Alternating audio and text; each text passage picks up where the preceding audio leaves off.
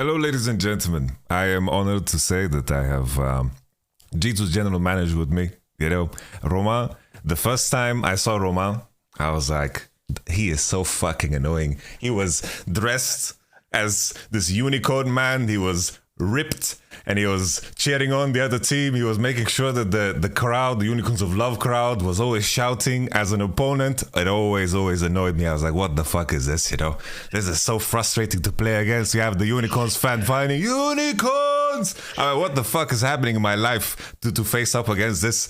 Like, one of those best of fives that I played against Unicorns of Love when it went to 3-2 and we won, that was like a greatest relief in my life. But with time, as I've grown older, I've begun to really appreciate the magic of what you do. I can see it truly, getting to know you and the interaction that I've had with you. I think you've always been able to show a very pure form of passion, and that's always infectious. So I want to ask you first and foremost, how was your day? I want to say, I was waiting for you, and I want to reveal to everyone, I respect so much that you are so involved in the Scrim day today. The fact that you are there and the hours that the players put in, you're also there. I think that's magnifique, as some people would say. Yeah, I mean, I had a good day. I had a really good day. We lost 2 days of Scrim, which doesn't happen a lot at all. It was really close day. Okay. We lost 3-4. So that's 7 games, which is a lot of games. I'm really happy about it, especially after my little tweet to close the winter season, because there has been a lot of talks in Europe about the Scrim schedule and the amount of dedication you can put in games, how easily some teams can remake or not push the game until the end, stuff like that, which all those have given me some motivation to tweet after the end of the split. And my main idea behind this tweet was to force teams to play more. I knew I was gonna get some hate for it. People were gonna call us cocky. People were gonna call us, you're already celebrating, blah blah blah. But at the end of the day, I really believe we've built a team with the potential to really be a pain in the ass for Asia and Korea and China. So I just need more practice from my boys. And the best way to have more practice is to get more scrims. And to me, the best way to get more scrims was to shame a bit the 9 other teams. So that was the tweet. I'm not gonna lie, we restarted Scrim at the beginning of the week.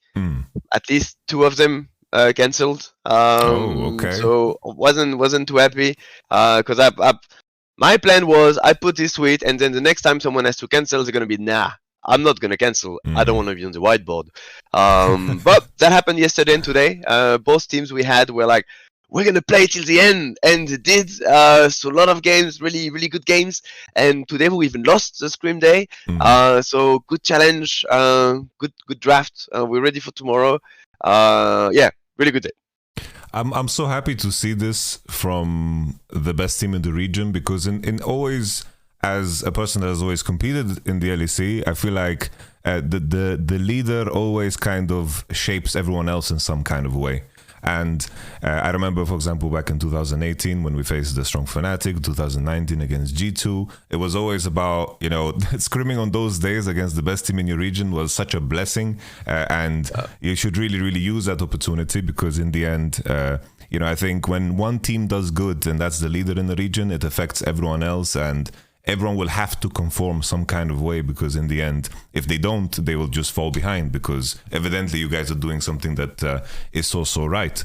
I wanted to ask you now on this topic, when it comes to the Scrim schedule, what have people landed on now? Because I hear some people still want to do the 5-game, 3-1-3 is what I heard. What is going on? So it used to be the 5 games in a row. That's what we did last year, for example. But when you go to international events, as you've been many times on your own, the way Korea and China works is not the same. They usually do 2 blocks. So they do a first block of 3 to 4 games, depending on how long the game is. Then they do a break, which can be from 1 to 2 hours, where they usually eat or do team activities. Then they do a second block. Then sometimes they even do a third block, which is rare, but that happens. And when we went to those events last year, when we went to MSI, when we went to Worlds, we decided to, okay, we want to do the same back home. We think it's a really good system, and when the best teams in the world are doing it, let's go for it. Because when you have just a block of 5 games, usually you only do 4. You only do 4 because, as per usual, teams are cancelling. So you do 4, sometimes 5.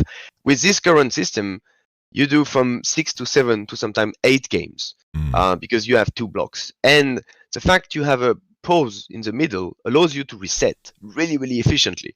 So I really like this system. And yeah, I was once again super disappointed to see so many teams canceling, and I read a lot of the debate going online after my tweet, and it was interesting to see the public opinion, and some of those opinions to me were just simply wrong. Like when you see people saying, yeah, but sometimes if they lose too many games, they feel like they're broken, and mentally they can't keep going. And shut up! Like, you're here to improve. You're here to learn. You're here to practice. And if our dream is really to lift the World Cup, we have to learn. And when last year we had to face T1 and RNG in Scrim, they destroyed us. I'm not gonna lie to you. They played so much better, and they, I mean, maybe not better than us this year, but at least last year. And it's when they troll pick and they dismantle you in 4 or 5 minutes. Yeah, of course you feel like shit, especially because the 5 boys are usually super competitor and they love winning, and the chain lose because the guys in front of them played better. Well, that's how you win. We are video game player, and if you want to beat a level, you grind. You go again and again and again, and you theory craft and you try new things. Then you should get excited by losing, especially because those are Scrims game. There is no real outcome of it outside of you feeling a bit sad and stuff like that. So yeah, we just need more game. This new scrimming schedule much better for that. I'm really excited about it. 313, I think, is the official name, even if you can squeeze more games from it. Yes. No, I when I was coaching in Korea, what we were doing was 3 and then 3 hour break and then 3 more games. Okay. And then we did 1 hour break into 2 more games, and basically how love that. It was very easy to structure, because when it was work day, it's so silly to call it work for me, because it's more of a lifestyle in some shape or form. I think it's like finding like a work-life balance doesn't really make sense, because it's all becomes life in my mind. And we had a structure where we were very fortunate. We had the office, and then we had the apartments connected to the office, so everyone just lived there, and you could just hear the clicking of the keyboards and the air that was there. The standard was so high for the effort that needed to be put in. So it was so easy to keep this momentum of just, we are going to put in effort in these moments. And then when we had break days, I didn't see anyone in the office. Everyone just left. People went home. People went to gaming cafes to play other shit games that I would be unhappy if they played in the office, And it was just such a very, very clear separation. And working in that environment, it's so easy to just keep pouring in effort, because it becomes so infectious.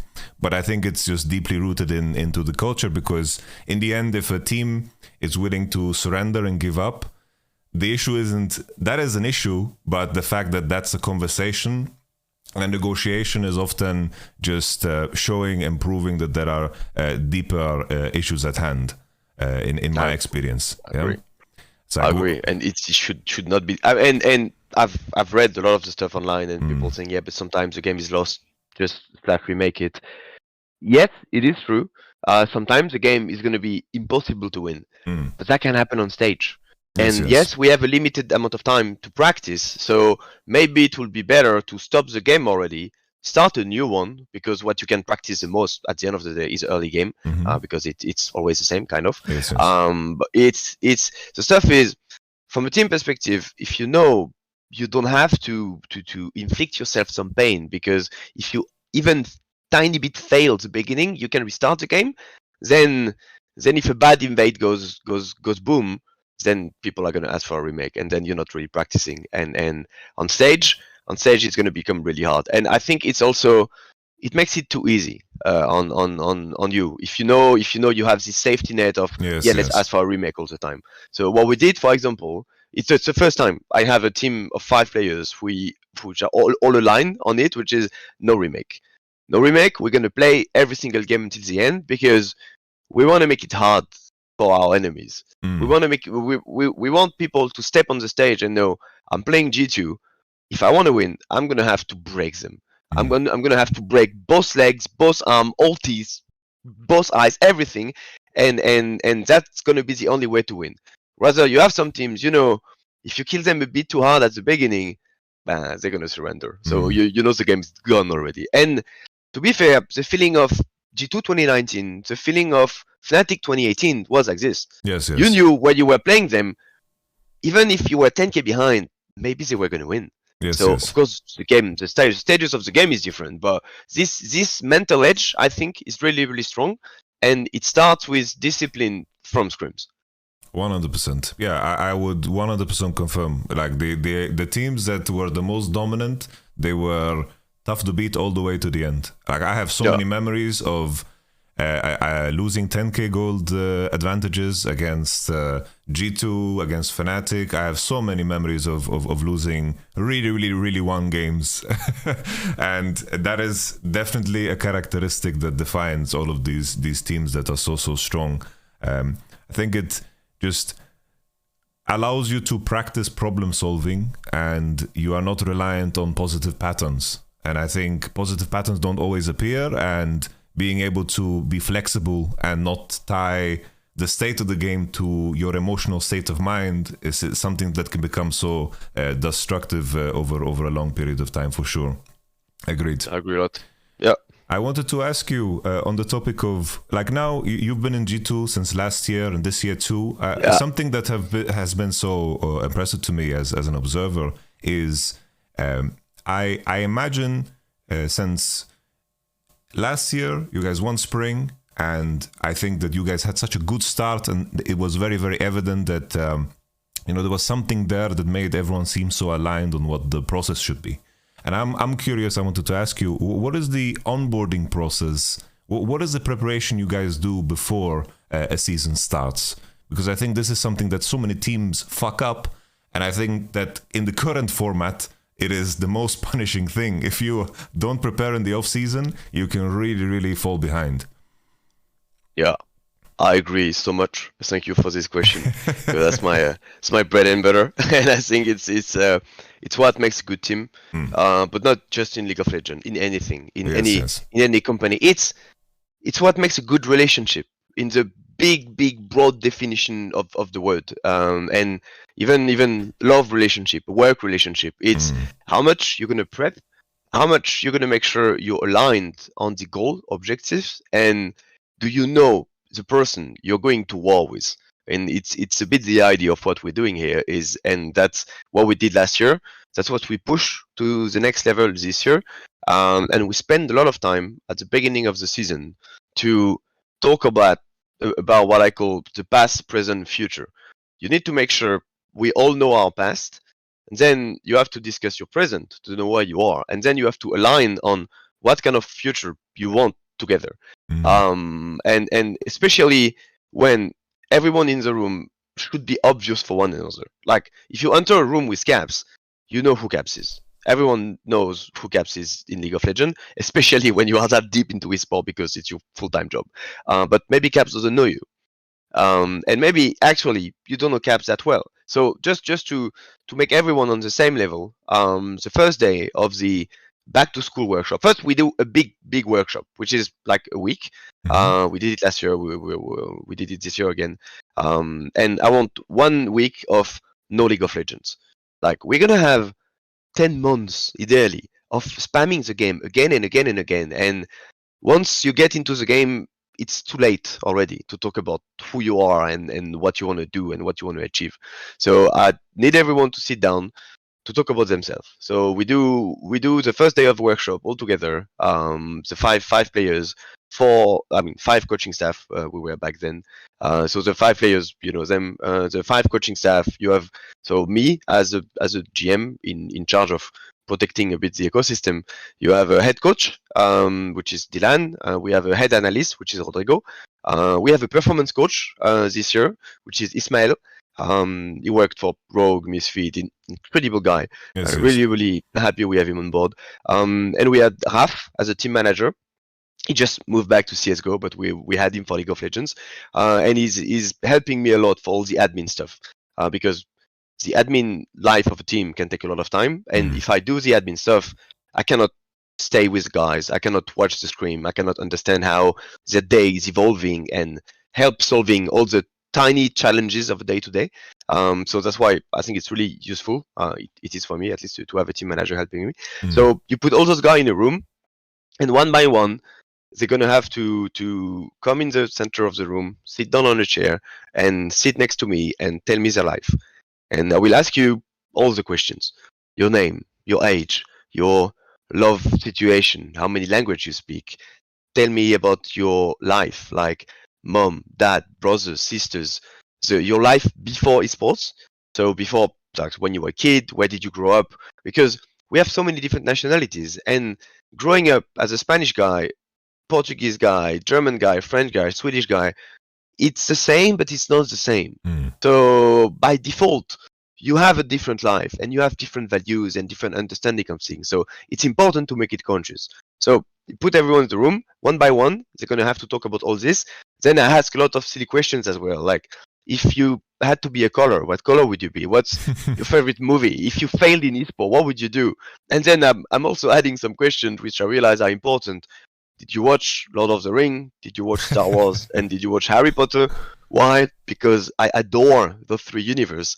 I make a lot of jokes and references about it, and I realize we're starting to have generations of people who have never watched Star Wars, for example. I know it breaks my heart, but it's life. I'm happy to see most of people did their job and they've watched Lord of the Ring, so it's good. At least it's a bit safe. But yeah, so everyone has to do it. And so everyone is listening, of course. It takes a full day, and by the end of the day, everyone has to give the two best anecdotes, the two best moments they've heard from each other's life. And it creates this really emotional moment where you're sitting with this about to be your team, and everyone tells you cool stuff about your life. So it's a nice way to reflect, and you live the day, you feel like you know them. The reality is, you're probably forgetting 60% of whatever has been exchanged, but it was there, it happened, and they feel a bit closer to you. And it's interesting to see when Caps was G2 2019, where was Yike? Where was BB? Where was Isma actually? And it's fun to see it on the big timeline of life to understand the different things which happened. So it puts everyone on the same level in a way, because it doesn't matter if Caps did 2 World Final and Yak is just starting LEC. Right now, you're on the same team. What's going to be important is your future. And a lot of people talk about G2 2019. If you take G2 2019 in December 2018, they don't know they are about to create history. They hope they hope for it, but they just switch perks as ADC. You know, they're about to start a crazy adventure. They don't know how incredible this year is about to be. So it's same way we don't know, and I hope we're gonna have even a more successful year. You know, so but it's important that we have the feeling. Okay, you want to create history together. Who are the people in your team? So that's the past day. Then we have what I call the present day, which is usually the 2 days after, where it's important for the players to realize who gives them money. G2. Yes. How? So I do them a lot of presentation about business. This is the ecosystem, which used to be my job before, so it's easy for me. Those are how the money flows in the League of Legends ecosystem. You are in Europe. This is how deep it goes for us with all the ERL and those beautiful stuff you can see in France, Germany, Spain, and stuff. This is how business is done in China, Korea, North America, and you are all part of this ecosystem. We are in the esport gender. You play a PC game, yes, the biggest one, but it's still a bit niche in the grand scheme of the video game industry, which is a good industry. And so I need them to understand what kind of jobs they do, and then they meet the whole G2. Every department has to come in the room for 5 minutes, 10 minutes. It's not a lot, but it's important for players to understand, okay, I belong now to this organization, and I have a logo on my chest, and I have to fight for this logo. Do I like it? Do I not like it? I don't care. For at least the next year, this is your logo. So understand how things work there. So I think this is also really, really important. We also talk about content, because I mean, you know better than anyone how players hate content, which is stupid. Content is life. Content is money, and without content, we can't pay them. You know, and I actually have to talk with them. Is I can make you a deal where you're not gonna do content at all for the whole year, but then I remove 80% of your salary. No one has taken this deal yet, so I guess content is part of the job. But it's important is also to understand that content can be complicated for players. So then you need to work around the schedule. You need to book content days a lot of time ahead so they can be ready, and it makes actually the life of your content team easier and stuff like that. So we spend a lot of time talking about this, and then we have what I prefer in the last 2-3 days, which is future. How are we going to work together? And you have 4 kinds of day in a pro player's life. You have scrim day, game day, content day, or day off. That's it. No Monday, no Sunday, no Saturday, no holidays, nothing. It's either you play in front of people, you sleep, or you're in front of a camera. That's it. And we need to discuss those days. We need to make sure the 10 people in the room have the same expectations of how a scrim day is going to look like. When are we going to start? And then you dive deeper and deeper. What kind of mindset should we have when we practice? What kind of mindset if we remake a game? What kind of mindset if someone is going to troll a pick? What kind of? And then I need everyone to participate, so we align on everything. We're going to talk about schedule, the ideal schedule. We're going to talk about your day. Then we're going to talk about values. We're going to talk about non-negotiable. We're going to talk how are you going to react if you are 0-6? How are you going to react if your top laner trolls again and again? How are you going to react if someone enters a room and start to insult everyone? How are you, and I want to force all those discussions when we have a clear head, because when those stuff happen in the heat of the battle, it's too late. And we're lucky we have 5 really good and experienced players. So they've been there. They understand why it's important. They know why it's important. Why it's important to discuss how are we going to react if when we fly to Korea, we lose 0-6 versus RNG day 1, everyone is going to be gloomy mood and stuff. We should not do that. We should already find a way to anticipate this specific moment, work on it, and create processes to make sure we're going to be happy there. So, yeah. And then it's a week done already because we spend a lot of time talking. Then Dylan, of course, comes in and talks a lot about how does he envision the game.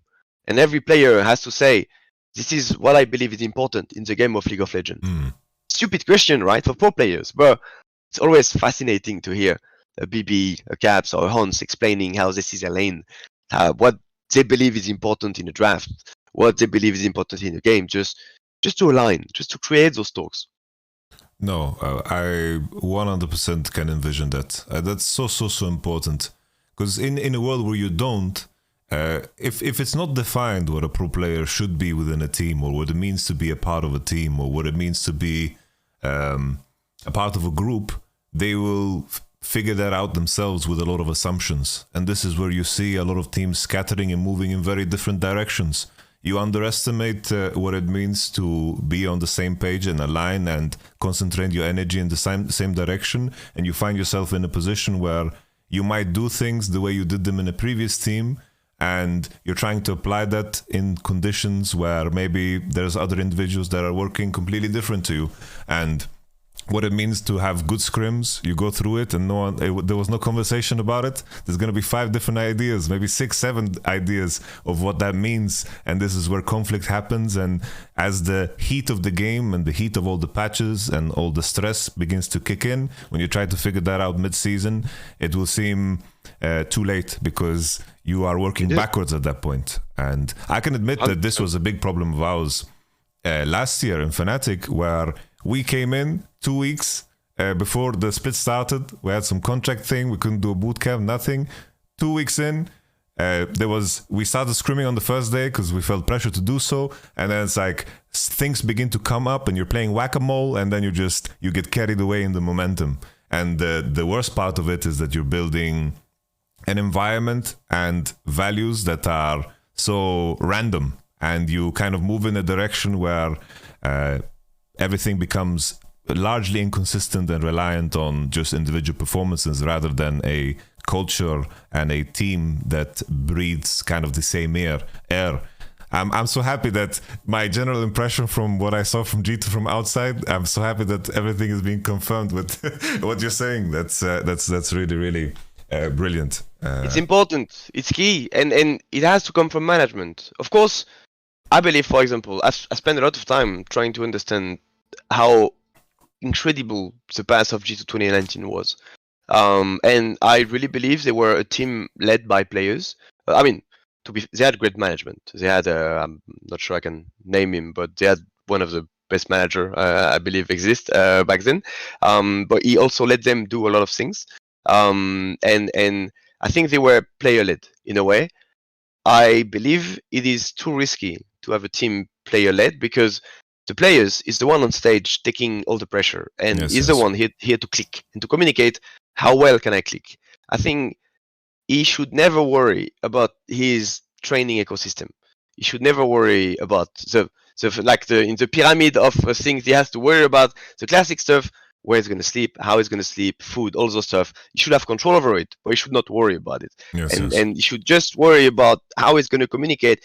He can be mad, he can feel emotions, but they have to be game related. So it's the job of the staff to make sure he stays focused, but to make sure they stay in the right ecosystem, you have to extract from them what do they want, what do they need, and then you can go take those war for them, those battle for them to make sure they stay protected and safe. And that's what we're doing, for example, with Ismail, with Dylan, with Rodrigo, and with Raf on daily basis to make sure they just focus upon the game again and again. And from Scrim are so important. How it's like in traditional sports.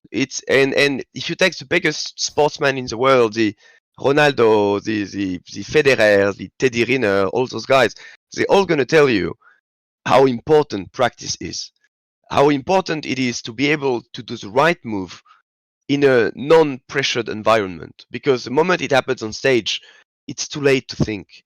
Your brain is going to kick in on its own. All these good habits are going to kick in. That's why practice is important. And you have to control everything in your life. The way you see it is, if you're a DJ, you have the mix table. Mm-hmm. Yeah, you can make music louder or not as loud by moving the big stuff in the middle volume. But if you really want to make music, you have to touch all the tiny things around it. And that's what's going to create great music. Same way for a player, that could be solo queue. Yeah, the more you play solo queue, the more you will be exposed to the game. But that's not enough to be a good player. You know, you can find people with 40,000 games. They are still bronze 1 because they play only Ashe jungle. It doesn't work, but they like it. So it's going to keep spamming it. They're never going to get better at the game. So for our pros, I assume the relationship to solo queue should be controlled and sane. We're still discussing it and challenging it on daily basis, but all the rest has to be controlled as well.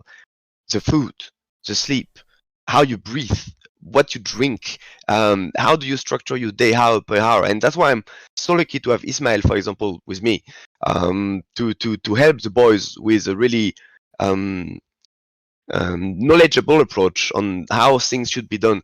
I don't know, caffeine intake, for example. Really easy, but it's still a drug. You can caffeine crash. So be careful how much you take, when you take it, why you take it, and stuff like that. What you eat, all those stuff. We're not the only team doing it. Now, you know, a team like Mad Lions is doing a really good job. I know SK is doing a really good job as well. BDS is getting there for sure. Koi is accelerating as well. So it's interesting to see how we're all getting more and more professional, trying to maximize our practice. And yeah, for us it works better and better. No, I can see that definitely also in my work, where I always try to, when I build the schedule out, I make sure that it contains the pillars of what I believe performance is. And I've been fortunate to work with performance coaches, and I remember last year when we had the Monster Energy sponsor, and I have the players drinking Monsters because they need a boost before Game 5, and I'm thinking to myself, you're drinking a fucking Monster, this fucking big can, right before we're playing Game 5, you're not gonna sleep tonight, what's going on, you know, you need to control it, this is the research behind the caffeine intake, what are we doing here, you know? And that's like the story of being like the one-man army trying to cover all the bases, because it's a question of finding efficiency in everything, right? It's just finding efficiency in everything and finding advantages in everything. I wanted to ask you, in the context of, so you've set up everything is super clear, everyone's on the same page about what's coming within the season and the challenges you're going to face, because of course in competition you don't know what the enemies are going to throw at you. Maybe the enemies have figured something out and you're going to face challenges. There's a lot of things that are very unpredictable, right? Because there's just a human element of the game, and Riot changing patches and so forth. In the context of maintaining accountability, how is the day-to-day structured to fulfill all of the things that are considered the G2 values? I love this word, accountability, because everything I just described to you, it's good for December, probably January, and the League of Legends life is 1 year, 10 months, and we're not practicing to win winter. We don't care about spring. Even MSI doesn't matter. Only Worlds. In League of Legends, only Worlds. And we're talking 120 teams starting the adventure. Only one is going to be happy. Everyone else is going to have a really shitty night at one point during the year where they know, shit, that was our last game. And for most teams, this moment's going to happen in August. In August, they're going to go on stage, play best of 3, best of 5, they're going to lose, and they're going to go home. And they're going to feel like shit because someone is better. The best teams, they're going to win in August, they're going to travel somewhere, and they're going to lose the same game, but somewhere else. Somewhere in Korea, most probably. And even the almost best team in the world is going to start the final and lose. And everything you've done was for nothing. And it sucks. But there is one team of 5 players and probably 4 to 5 coaching staff, which is going to have this incredible feeling, which I've never had, which no one in Europe has ever had, which is, fuck, we're the best. How does it feel, boys? We're the best. And I hope only we have it. And accountability across the whole year is asking yourselves the question again and again and again. We decided to do something. Are we still doing it? And the best way for that is to make things conscious. To make conscious what you're doing, to make conscious a decision you're making, to make conscious, for example, we want to maximize the practice we get from Scrim. That means we need to try hard before every Scrim. That means I need everyone to be rested, clean, and full energy during the Scrim. I need you to practice the champion you're about to play, and that means I need you to spam them in solo queues. I need good solo queues. I need you to not go full degen during the night and not sleep, because then you will jeopardize one day's of Scrims the next day. And everyone needs to say those things, and I made them sign those things. We have it on the wall. You will see if you visit the facility, just to help making it conscious and keeping ourselves accountable. And we have a system as well with this new Scrim system.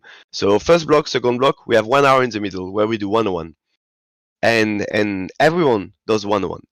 That's the system I used to do last year, but I was alone doing it. It was just your general manager calling you for 1-on-1 at the end of the day, and every player has to come to my room or their room. We were sitting down and we were talking.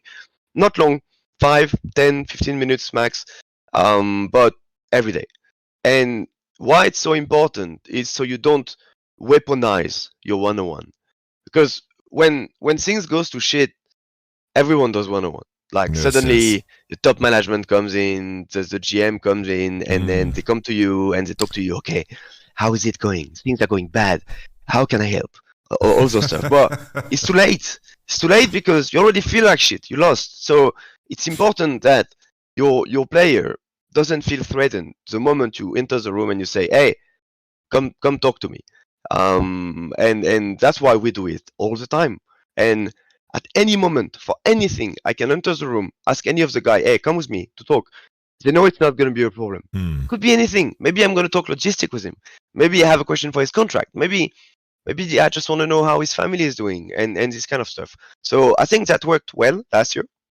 And I pushed it to the next level this year by using the whole brilliant coaching staff we have. So during this 1 hour break, everyone's going to have to sit down and talk with him.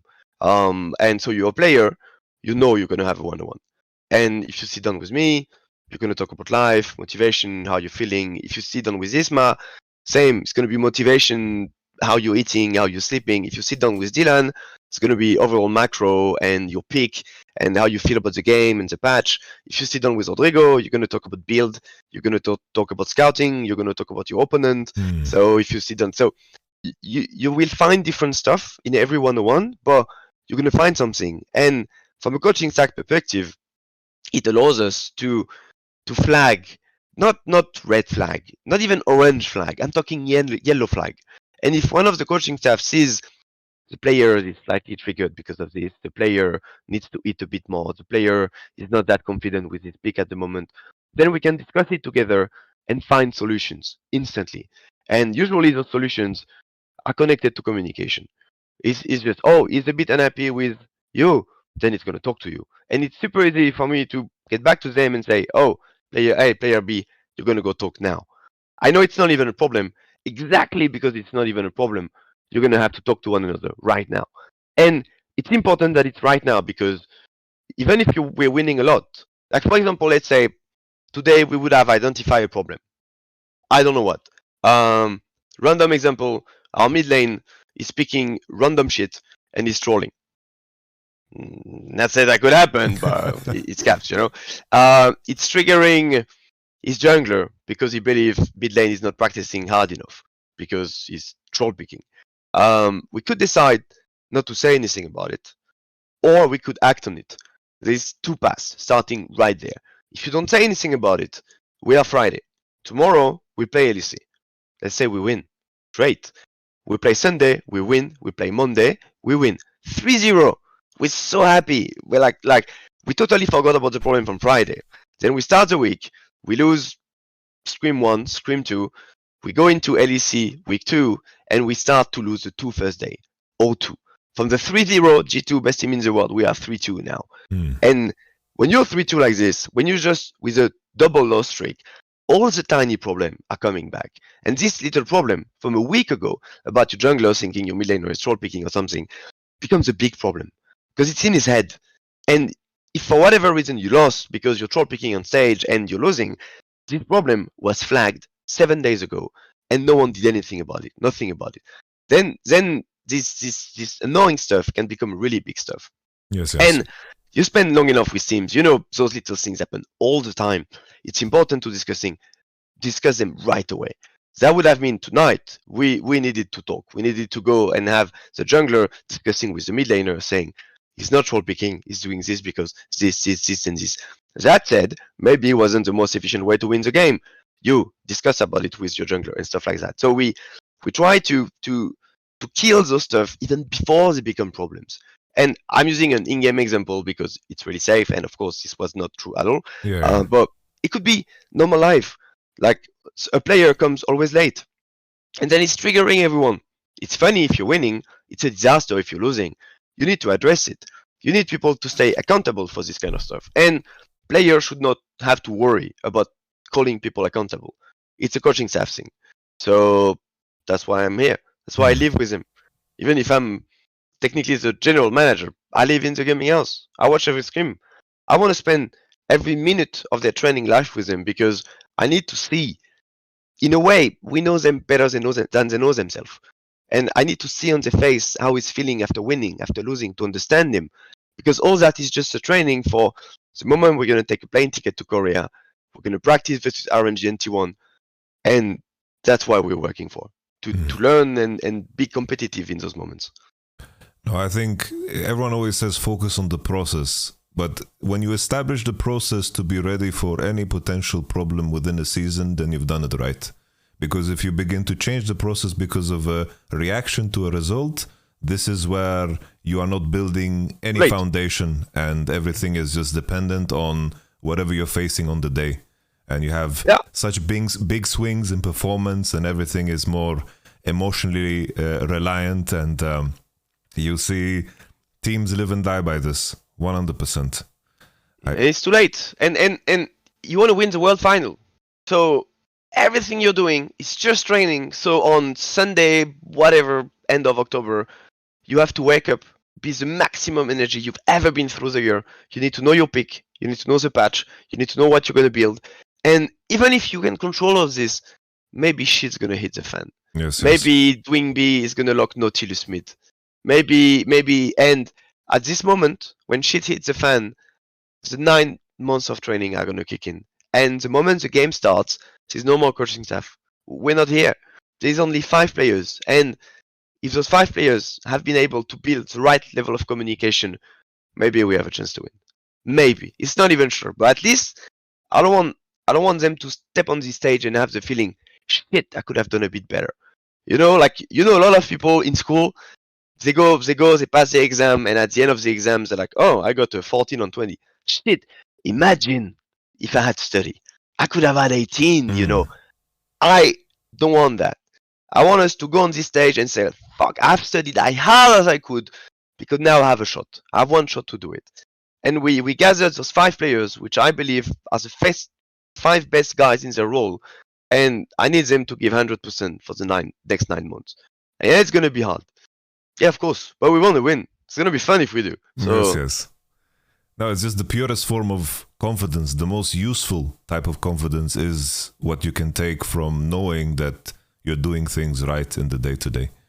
That requires so much discipline, and motivation always comes secondary, I think that's always an interesting discussion, that the motivation should always be there at honeymoon phase and so forth, but motivation comes always after the discipline.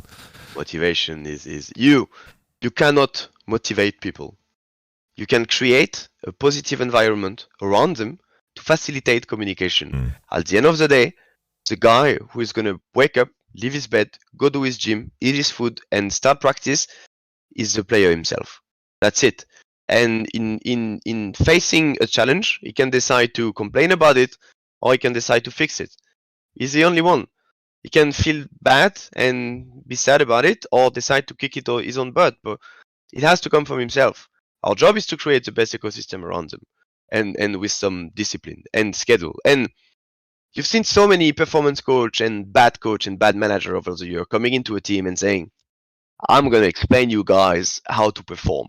And they start to push a schedule on people, they start to push ideas on people, and at the end of the day, the pro players are looking at you and saying, who the fuck are you? If I'm here right now, it's because I've grinded my own solo queue, bitch. I was playing when Elo was still a number and not even a fucking achievement, so blah, blah, blah. And they say, you are right, pro players. So what we're going to do together is discuss how you ended up there. What did you do correctly in your life to be as good as what you are right now? Let's identify what went well and let's challenge it, because whatever you were doing in your life, this is not perfect. If not, you would have won the World Cup already. And even G219 were not perfect, because as beautiful and as crazy as those motherfuckers was, they lost 3-0 in final. So, and you can ask Caps and you can ask Yonkos and Mickey and Perks and Wonder, would they rather lose MSI and win Worlds, or win MSI and lose Worlds? There's only one answer. So how do you make sure you are full performant by the end of October 2023 so you can win this fucking cup? Let's talk, let's discuss, let's think, let's find discipline together. And then we create this schedule together, we create this approach together, we all sign it with our blood if we have to, and then we go to war. And if anyone in the room disagrees with the schedule and how we're going to work together, speak now, please. Don't say, okay, because you're polite, and then in 6 months when we start losing, you're like, I told you so. Oh my God, I hate this sentence. See, then why didn't you say something? It's your job, literally. 100%. No, I've recognized, they're so relatable to me, what you are saying, 100%. For sure. Usually have those. Yeah, I think you get it. I've had so many situations where, you work with the player and they come to the scrim day, today I'm going to int. And I'm like, oh my God. What do you mean? It's like, oh, I woke up wrong, I slept wrong, my coffee was wrong. Today I'm gonna int. And it's like, oh no. It's like, what have I created? What is this devil that that I've created? Let's jeopardize the life of your 4 teammates, your 5 coaching staff, the 5 other guys, because it's back practice for everyone. This is egoist, this is retarded, this is bad, and it's making you a bad player. No, for and, sure. And in Asia, for example, those behavior are less likely to happen because you can more easily switch player, and they have a better respect of coaching staff. But it's in their culture, you know. If the older guy in the room says something, everyone's gonna do it. It's not always the right approach, because if deep down they believe this was a shit idea, they're gonna do it, but only half of it, so it's not gonna work. So I think our European culture has some really good things from it, where the players will say something. It doesn't change the fact we all need to align on one approach. And you want to troll a game? Yeah, if I could bench you, I would. No, makes no sense. It takes me back to, like, in my experience in Sandbox, we were going to face T1 on the weekend. And back then, we had already faced T1. Every time we scrimmed T1, we were getting massacred. It was like always, we really had issues. They would sub in closer, they would play with Faker. Either way, we would just... We couldn't really find any level of resistance against them. We just kind of went into the game, we got slaughtered, and we tried best, and we got like happy when we survived 15 minutes, 20 minutes, some kind of progress. And then at some point, you know, in our preparation towards our match against T1, I wanted to just throw a massive curveball at the opposition. And this was at the time where people were playing like Sona, Taric, Hecarim. And no one was playing this. No one was playing this over in Korea. And I was thinking, okay, we are clearly the underdog against T1. Let's try something different. And then every single player, they went along with it. They commit to it. They went along with it. At the end of it all, I knew after the fact that they did it just to do it rather than to like commit completely into it, because they didn't necessarily believe into it. You know, they didn't believe in the idea. And that feedback, when I was working with this group of players, that feedback of, you know, what they believe and what they think and their thoughts, I only got this from one player, and he was engaged in the conversation. Everyone else, I had to really, really squeeze them hard to get them engaged in the conversation. The standard for the players was super, super high, and how they commit into the practice and how they get involved. This portion of it, how they get involved and how they share their own opinion and add their own flair to the game, this was the biggest challenge working in Sandbox, which is such a juxtaposition from going from Vitality, where I have these 5 emotional guys, and they almost speak their mind too much sometimes. But at the same time, it's a very, very strong positive as long as, you know, people are engaged in what they are doing and they're adding their own ideas. Because I think it's so important to put your ideas in the open, because that's the only way they get challenged. They can be bad, they can be good. You need to put them in the open so they can stand, you know, the test of scrutiny, and you can grow from it. Because if you don't, there's, you know, you're just going to not grow at the same rate. And then at the same time, I saw scrimming against the team that won the World Championship, down one. I could see how loose they were. I could see how they adopted many ideas of the team that defeated them at the World Championship the previous year. They were very, very loose. I heard the stories of the interviews of how they've began to add meditation to their process, how they approach practice differently. Instead of being very rigid, they want to practice situations that are new to them by creating dynamic situations in draft. And all of a sudden you see that opposition and how it paid off so well coming into the World Championship. It's so interesting to study the world's winners. And what the phrase that I always tell my players now that I've adopted is, we need to practice the game that you're playing in front of you. You need to practice as if it's your last game, because eventually you will play your last game, and then there you will be measured. I love this feeling. It's something pros don't know. They're not wired to understand it's their last game, and in a way it's beautiful, and it's protecting them. I remember back with Unicorns of Love, I think there was a finals we played versus G2 probably, which we lost. And of course the players were crushed, you know. But it was still a final, and I remember I was full body paint on stage, and we were saying goodbye to the crowd. And I remember telling them, hey, just tell them bye. Like this, all those people, they're coming for you. It's a great moment. Let's enjoy it a bit. You're the star. I know you feel really sad right now, but just say a bit hi. It's like, nah, hate it. I lost. I suck. It's fine. I will come back. I will come back. And I remember looking at them and saying, you don't know that.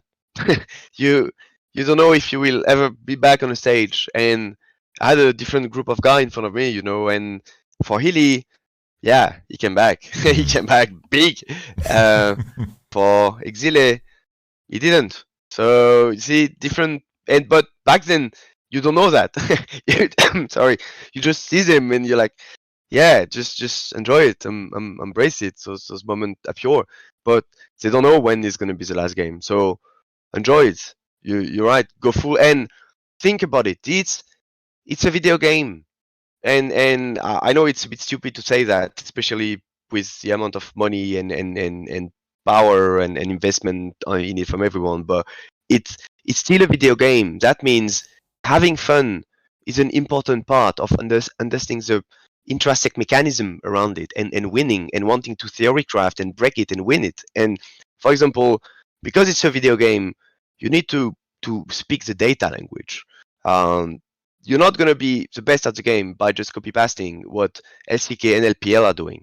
They are also playing the same video game. Just go into data. We watch them, but we don't steal their pick, for example. We listen to Rodrigo and Dylan.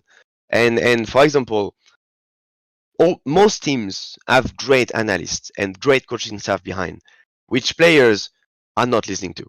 And they don't care. Like, they barely listen to their coach, so how would they listen to goddamn analysts, you know, which is an absolute waste, because those guys are usually really clever about the game, really good with their fingers in terms of coding and everything, and they know how to extract the best from a sheet of stats and data, and they know those stuff.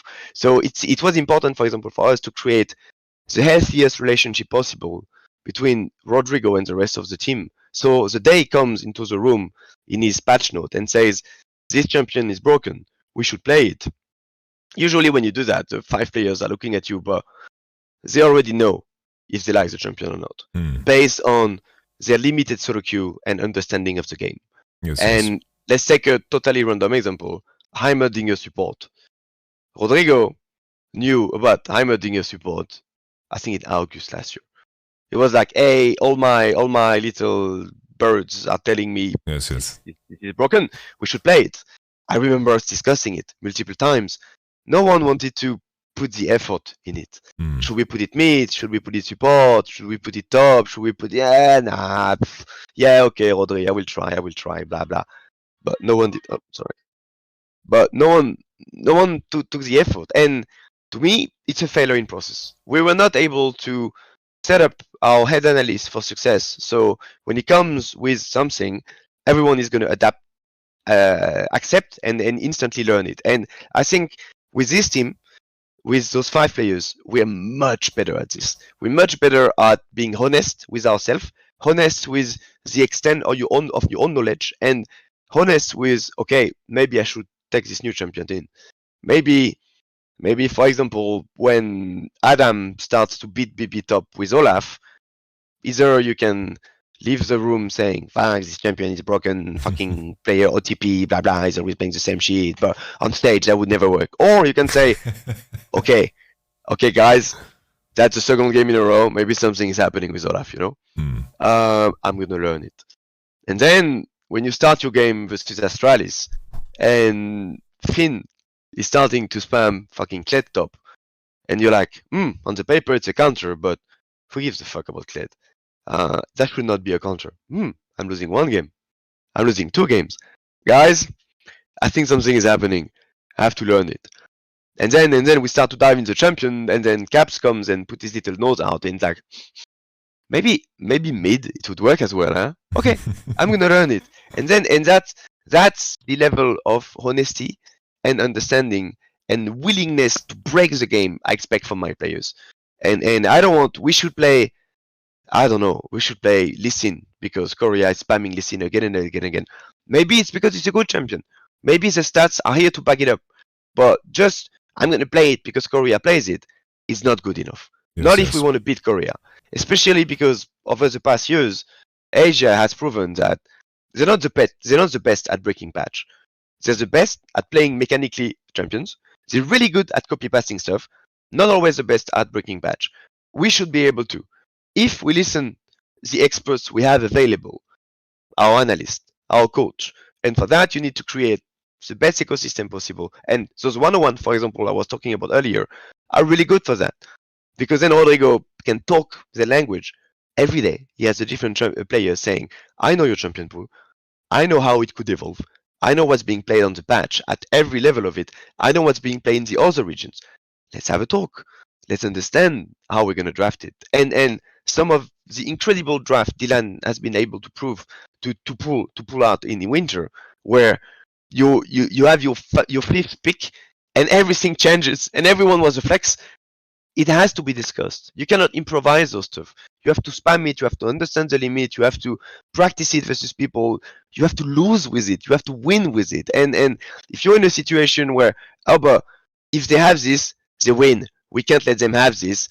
Well, that means we should play it.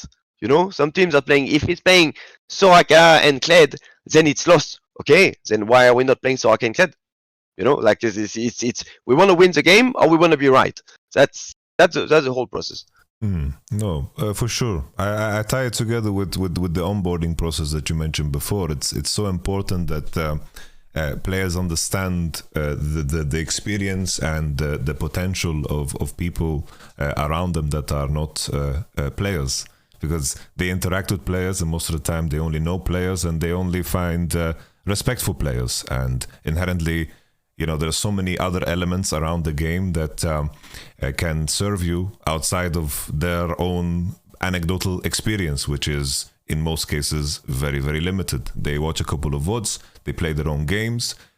You know, there's so much more that can be explored, and I think, you know, T1 now, they are definitely cooking and they're trying to find this advantage too, and they're definitely, you know, there's this innovation process that is definitely occurring for some teams on a global scale. But I think really maintaining the beginner's mind is so important, because I think it's so easy to become rigid in what worked once and moving in that direction and just becoming a follower of your own personal past and also of what is success from the other teams. But if you're going with this momentum, you're always going to be, of course, one step behind, because, you know, there's so many things in the game.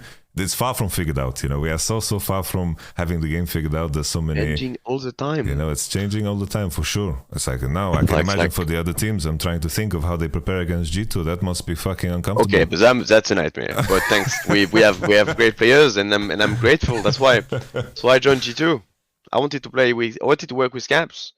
It's one of the best players we've ever had, and I'm really happy about how our off season went. I'm delighted we could sign Hans. I'm delighted to have Mikyx back here, and I'm really happy we have Yike. It wasn't the full roster we thought we would have. We have it.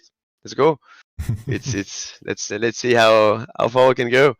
But yeah, as long as everyone follows the plan we've been practicing, I have hope. I have great hope. So good process. And if we fail, what's important is to understand what happened, and more than to understand what went wrong, what I care about is to understand what went right.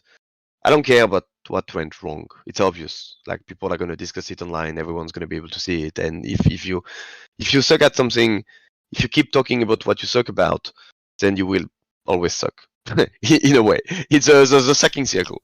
It's just, you have to understand how to win the game, not how to not lose the game.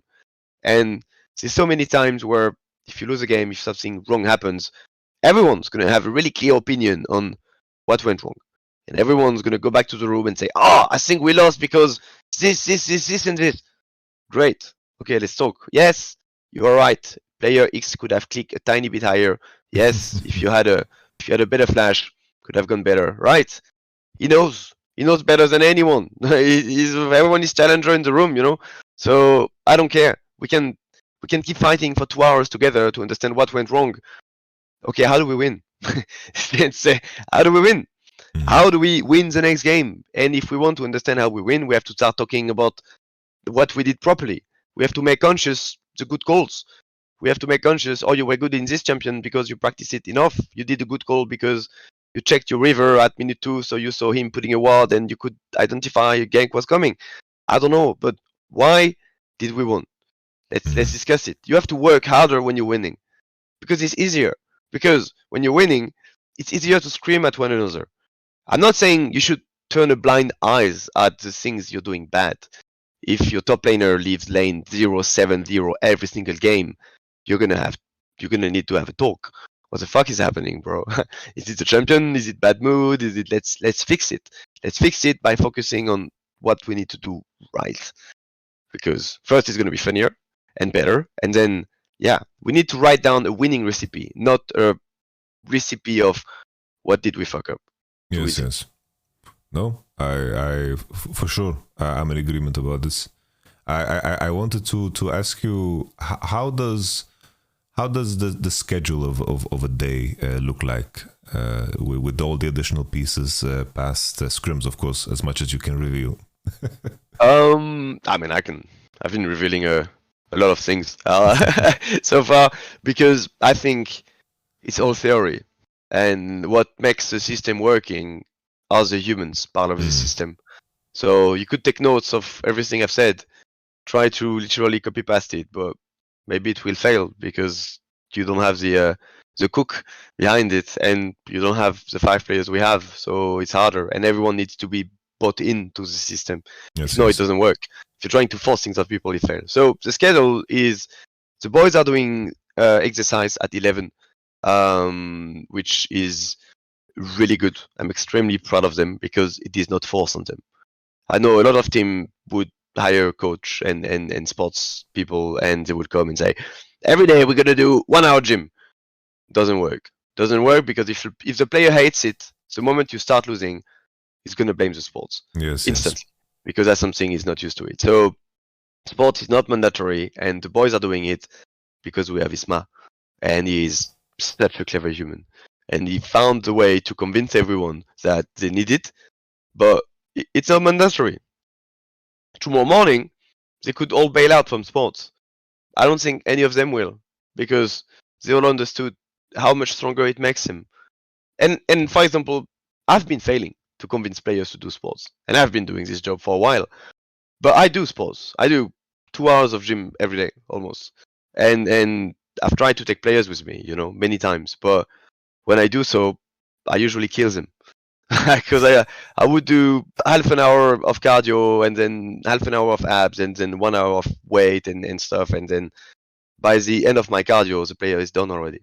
So it's not good. And then the next day he's not coming back, He's like, yeah, fuck you, Roman. Oh shit, okay, well, I tried. But then Isma is going to them and say, okay, what do you need? Let's do 5 push-ups. Let's do 3 minutes cardio. Let's do 1 or 2 pull-up. That's it, And but every day it makes a difference. I dare people to do even 5 push-ups a day is a difference if you do it every day. And he takes the time to do it with them, and then he started to do it with Hans and Caps, and mostly Caps, and then Mikyx joined in, and then BB joined in, and now Yike is doing it, and everyone is doing it, and he's taking measurements of them, and he's listening to them, making sure they do the right stuff, and now they have a habit, and now they're gonna keep doing it, and they feel healthy. So, and when they arrive in the training room at 12, which is when we start the day, well, they're awake. They're happy, they're full of energy, and we have a team. And it bangs. And it means one of the coaching staff already had an hour with the team to understand, to potentially identify yellow flags, Yes, and then he could say already, oh, I think Caps had a bad night. Oh, I think Hans couldn't sleep, or he woke up wrong foot or something. So we can already, as a coaching staff, step in and try to understand, oh, Hans, come talk to me. I need to know what's happening in your head right now, bro. And once again, because we have all those one-on-one, they're not going to be scared if I tell them, hey, come to talk to me. It's important. Free communication between everyone. So 12, we sit down, we talk draft because we're still a League of Legends team. 12:30, we eat, and then we start the day at 1. and we do the good old game review from 1 to 4 usually. From 4 to 5, we're gonna do the 101, bit of snack, little walk. For example, if you do Dylan 101, you're gonna walk outside. If it's with me, it's one in the room, stuff like that. Then we restart practice from 5 to 8 if the opponent doesn't cancel in the middle for whatever fucking reason. Then we eat. Then we do one last meeting. We do a lot of breathing, exercising through the day with an app as a team. 1 minute, 2 minutes. We close the day with a 10-minute one, for example. Once again, GG to Isma. When you have the whole team, players and coaching staff, sitting in the room, just doing a breathing / meditation exercise for 10 minutes, 10. Like, try to have a pro players do anything for 10 minutes straight, and it works. And they do it because they understand. First, it's fun. It's like a fun team exercise to all be sitting and. But it's also, it's good. It's just good. And then we close the day, and we eat. We walk back to the gaming house, which is a 4-minute walk, and then like they play some solo queue. They watch anime together. But we discuss that, for example. What are you guys gonna do when you're back at the gaming house? For some of you, it's important to feel they're surrounded. For some of you, it's important to be alone. I don't care. Both are good. It's important to understand what your next guy has. For example, G2 2021 had a big conflict between two of the players, which I will not name, but you can quickly understand who they are. One of them was waking up really early in the morning and wanted to do his gym and surf and play some solo queue. One of them really needed to spend time in front of his computer in the evening to spend some time online with his community. And they both believed they were doing the right thing. And they both believed the other pro player was slacking. The guy at night, because he thought stupid to train in the morning and, spending time with the team.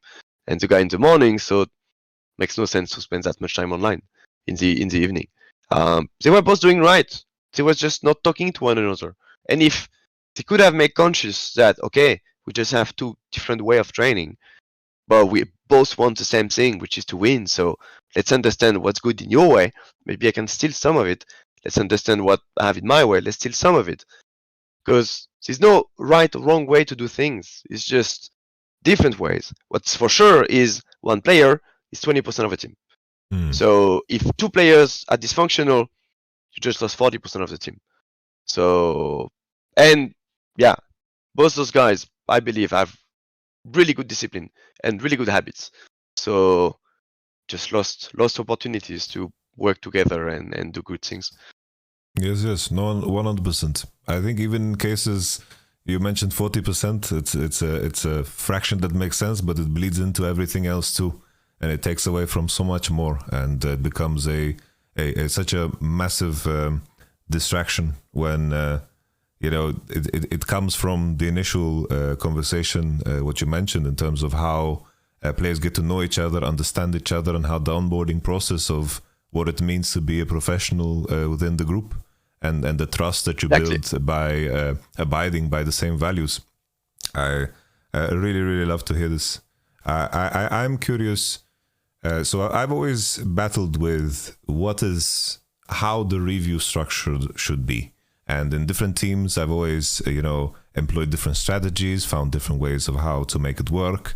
In some situations, I made sure that this one particular player that had a very high information ceiling, I had to extract his information and make sure that the players are in tune. So his ceiling is the team's ceiling, not only his personal one. So I had to push him in front of the guys and make sure that everyone aligns. In some cases, I've had to be kind of the dictator, where I had to move everything along. And in more and more, the more and more I proceed, I've recognized that I need to create a situation where in scrims, the performance into the next game is the most essential, and I'm not going to sacrifice that or risk that in preparation and in the goal of trying to extract the most possible information from a scrim. Because I've recognized at the end of the day, if the players learn one thing, two things that they can apply, and that there is something that we can add between the games, I'm very satisfied. How does the review structure work in G2? it was important to discuss it at the early stages of it. Okay, this is how a review is gonna go. How long do you think should be the perfect review? And there's no good or bad answer. There's just your answer.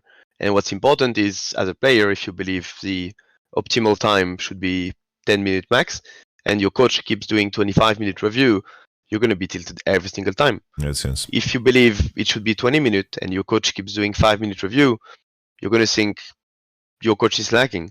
So that's why it's important from the beginning to discuss it. Our review are usually not crazy long. They're like 10, 15 max. And it's important to make sure we discuss two things: the draft and the in-game stuff. And those are really different things, because it's too easy for pros to come back into the room and say, "Oh my god, the draft sucked. That's why we lost." I don't believe that, ever. Like, the draft is never solely responsible for loss. Not in League of Legends. Not with that many parameters.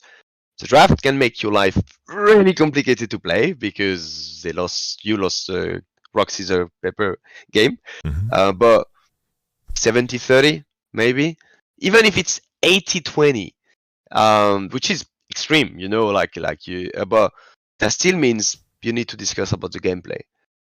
What happened, the decisions you made, what triggered those decisions. And it's only important to discuss what could be repeated.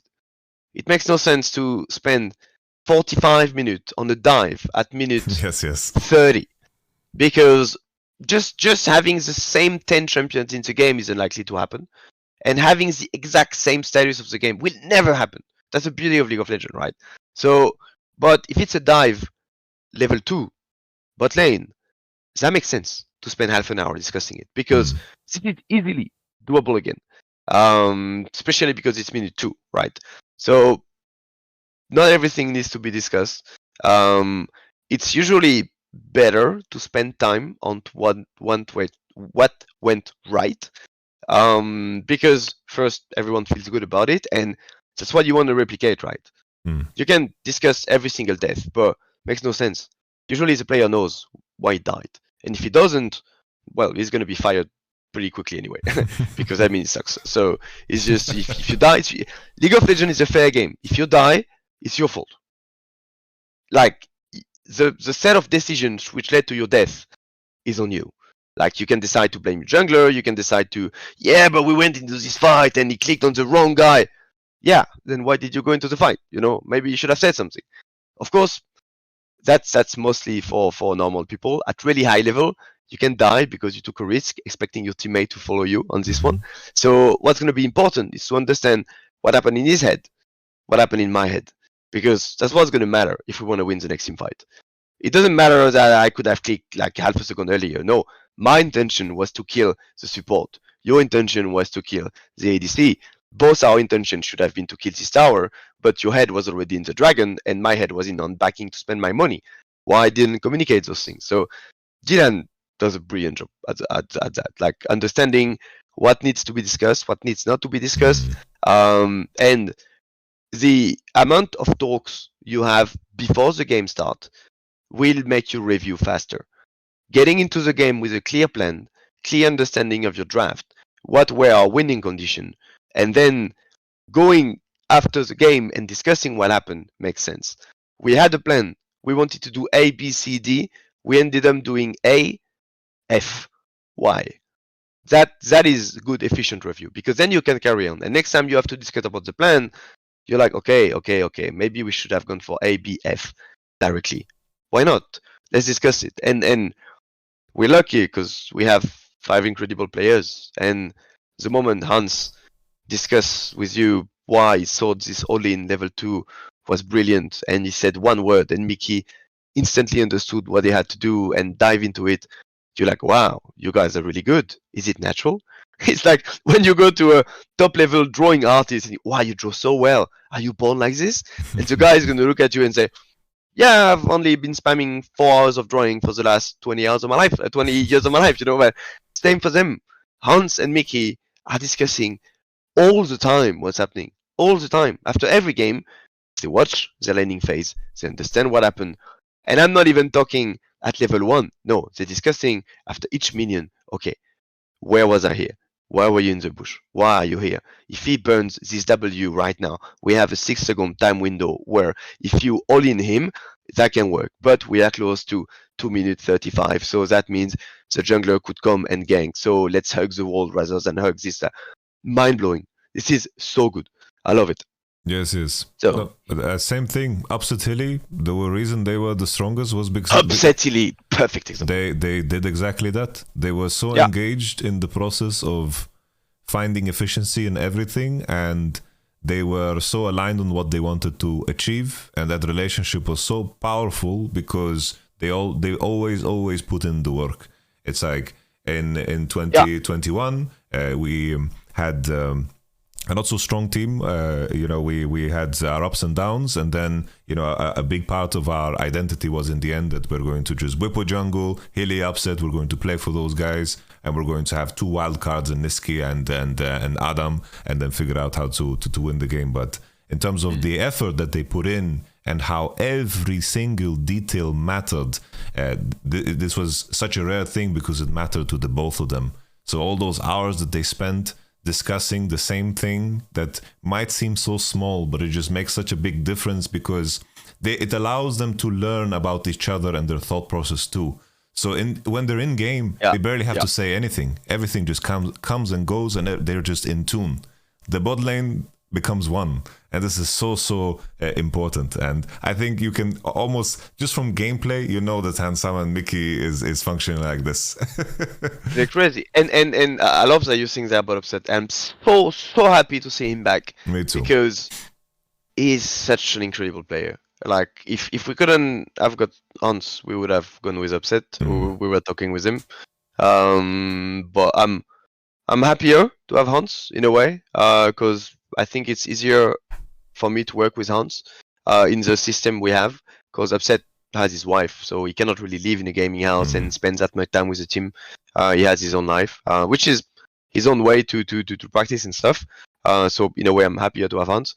I'm also really happy to see Upset back because he exactly because I saw how he was working last year. I saw the things he did to us. I saw the things he did to Targa and Flackhead in the bot lane, and he loves those level 1, 2, 3, 4, and he mastered the way to kill people in the early level, and that's what makes you win. Because you can be the best team in the world for mid and end game, you will never win versus the best team in the world early game. Like, let's say the absolute best team in the world early game is gonna win. They're gonna win in 17 minutes every single time. And we discovered that last year during MSI and Worlds practice versus the Asian team, and if they are 10k ahead at minute 9, you're not gonna win the game. It's a remake. That's one of those infamous remake all the time because they're just too good. Then your next big challenge will be, how do we make sure I can play at this level on stage? Because usually scrims are a bit more free, but yeah, it's really happy to have him. So we have really good challenge in the bot lane on this specific skill set, which is knowing the matchup in the really early level and fight. Because I believe that's how you beat Korea and China, by being even crazier than them. And if you can kill them in the early level, if you can force them to remake, then you have a game, For sure. Again, my experience going to Korea or going to any World Championship, the best experience when we were practicing and scrimming and actually had like a positive result against the Asian teams before the tournament began. It was 2021, and the essential part of it was Whippo switching to jungle and being able to compete against the best of the best, because usually I think a lot of the scrim performances and scrim practice, it starts with the jungle, because the jungle makes one mistake, it bleeds into everything.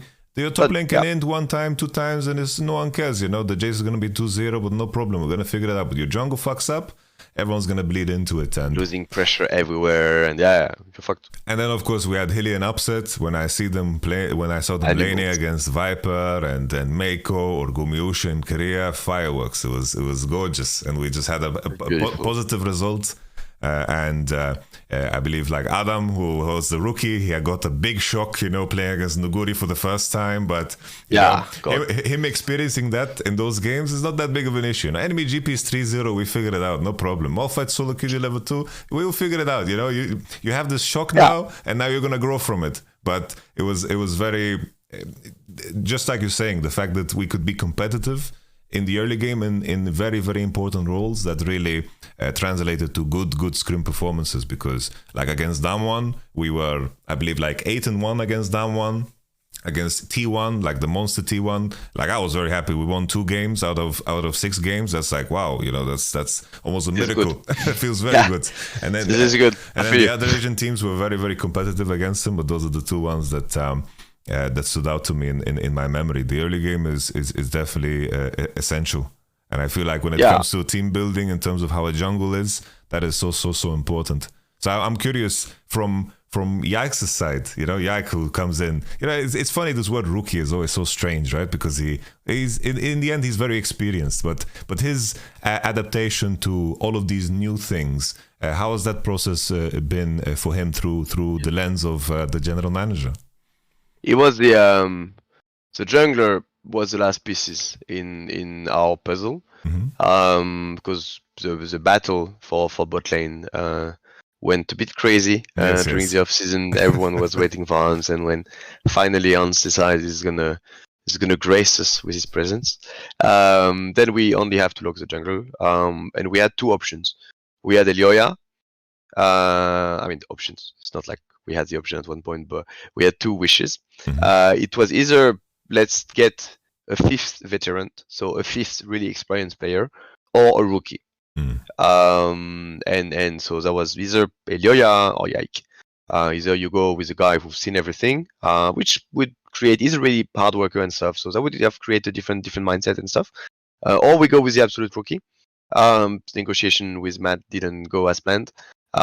So we went for Yike, and I'm so happy we did. Maybe we would be winning the same with Elioya, but what's Yike bringing to the team in terms of freshness, in terms of rookiesness, is incredible. And he's just gifted. I've seen those narrative online saying Yike is not that good. He's just surrounded by really good players.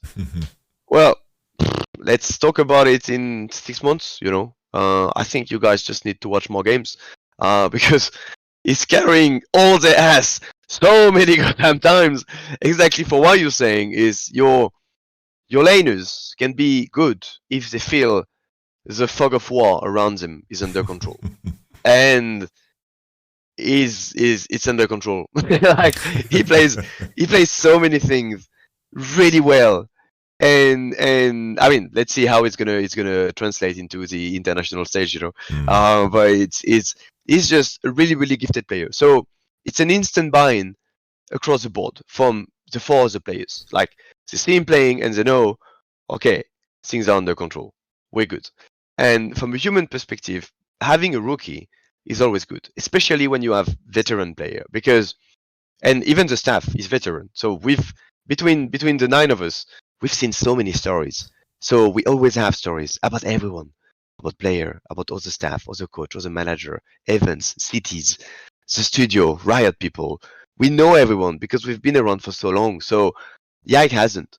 So he's just coming in the middle with this little voice, asking questions, rookie questions, mostly about life and things and stuff. And everyone has stories. And when you hear Caps telling you stories of how he met Faker, how he went to restaurant with Kuma, how BB was in the US, how Hans went his misfit phase and then spent time with Liquid, how Mickey and Perks would do things, how you can see little Yiko with big eyes open like this and like, wow, this is so cool, guys. And it makes everyone feel good. You feel special because you're telling those war stories, which no one cares about unless you're in League of Legends, It's not like you're gonna go to a bar in the city and say, "Hey, I'm gonna tell you the story on how I met T1 in the elevator at the restaurant in the middle of Busan," and then people are gonna what? Fake what? No, but Yako is like, I know those names. This is such a cool story. So it makes him feel good. It makes everyone feel good. And yeah, it's just so good. He's doing really, really well. I'm really happy with him. He's opening slowly but surely, and he fucking clicks. So that's it. I'm very glad to hear that. I think it essentially comes back to what we started in the conversation about how you onboard a rookie, because moving to Berlin, that is generally speaking during season often very grey, rainy. There's not much to do unless you enjoy the nightlife, which is something that sometimes we don't suggest to players. No. There's a certain coldness and darkness that comes with moving to Berlin and having this shock of so many elements at the same time. I think how you adjust to that and how you adjust to the pressure of playing on the stage and being under the spotlight of the LEC viewership, moving from a small pond, so to speak, which is kind of weird calling LFL a small pond in terms of what they are doing in terms of viewership and how big it is. This ERL is. But that transition is definitely something that crushes a lot of players that have made that jump, and how everything is orchestrated. I remember when I was judging this move for G2, I said, Yike joining G2 with what G2 accomplished the previous year, this is the best thing that could happen to a player that is playing in a major region. Like this transition to G2 is going to be the best opportunity that he can get. And he seems to be flourishing. So that's super, super good to see. I'm excited to see how he's going to react to the shock of scrimming against the Chinese teams. But at the same time, with everything you've said so far, I don't have a worry in my mind. It seems like he's going to really enjoy the process of battle. We're gonna see how the jungler. Yeah, I mean jungling is gonna be intense, and bot lane as well. So those are the two stuff. Because I mean I know how top and mid are gonna react. I'm looking forward to see how our bot lane can play versus Korean team, and how Yike is gonna do it. Like especially in bot to those crazy early levels. Yeah, I love it. I saw you have Ili in your chat, which makes me really happy. Hello, my boss, Travis. I really enjoy working with Mikyx, for example, and he reminds me Hilly so much in his playstyle, which is experienced player, really nice and kind human. The moment the game starts, animal, absolute animal. He sees an opportunity and he goes in, and it's not like I think we should go, guys. It's charge, and they're already in the middle, and then it's happening. And I think in a way Mikyx and Hilly are a bit the same kind of player, which are really emotionally connected to the team. Yes. And rather than playing well, what's going to matter to them is the trust they're going to have from the rest of their teammate, which is it's really important to make conscious. So you can carry them and push them and challenge them to the next level. So yeah, highly. No, I think it's like 100%. I agree with the notion, because I've been fortunate to work with both. You work with him, so I've worked with both of them. I feel blessed about this fact, you know. So I go through the list in my mind. It was like, which players do I want to work with, just to like explore and to learn from them, and just to engage in problem solving together with them and just get to know them.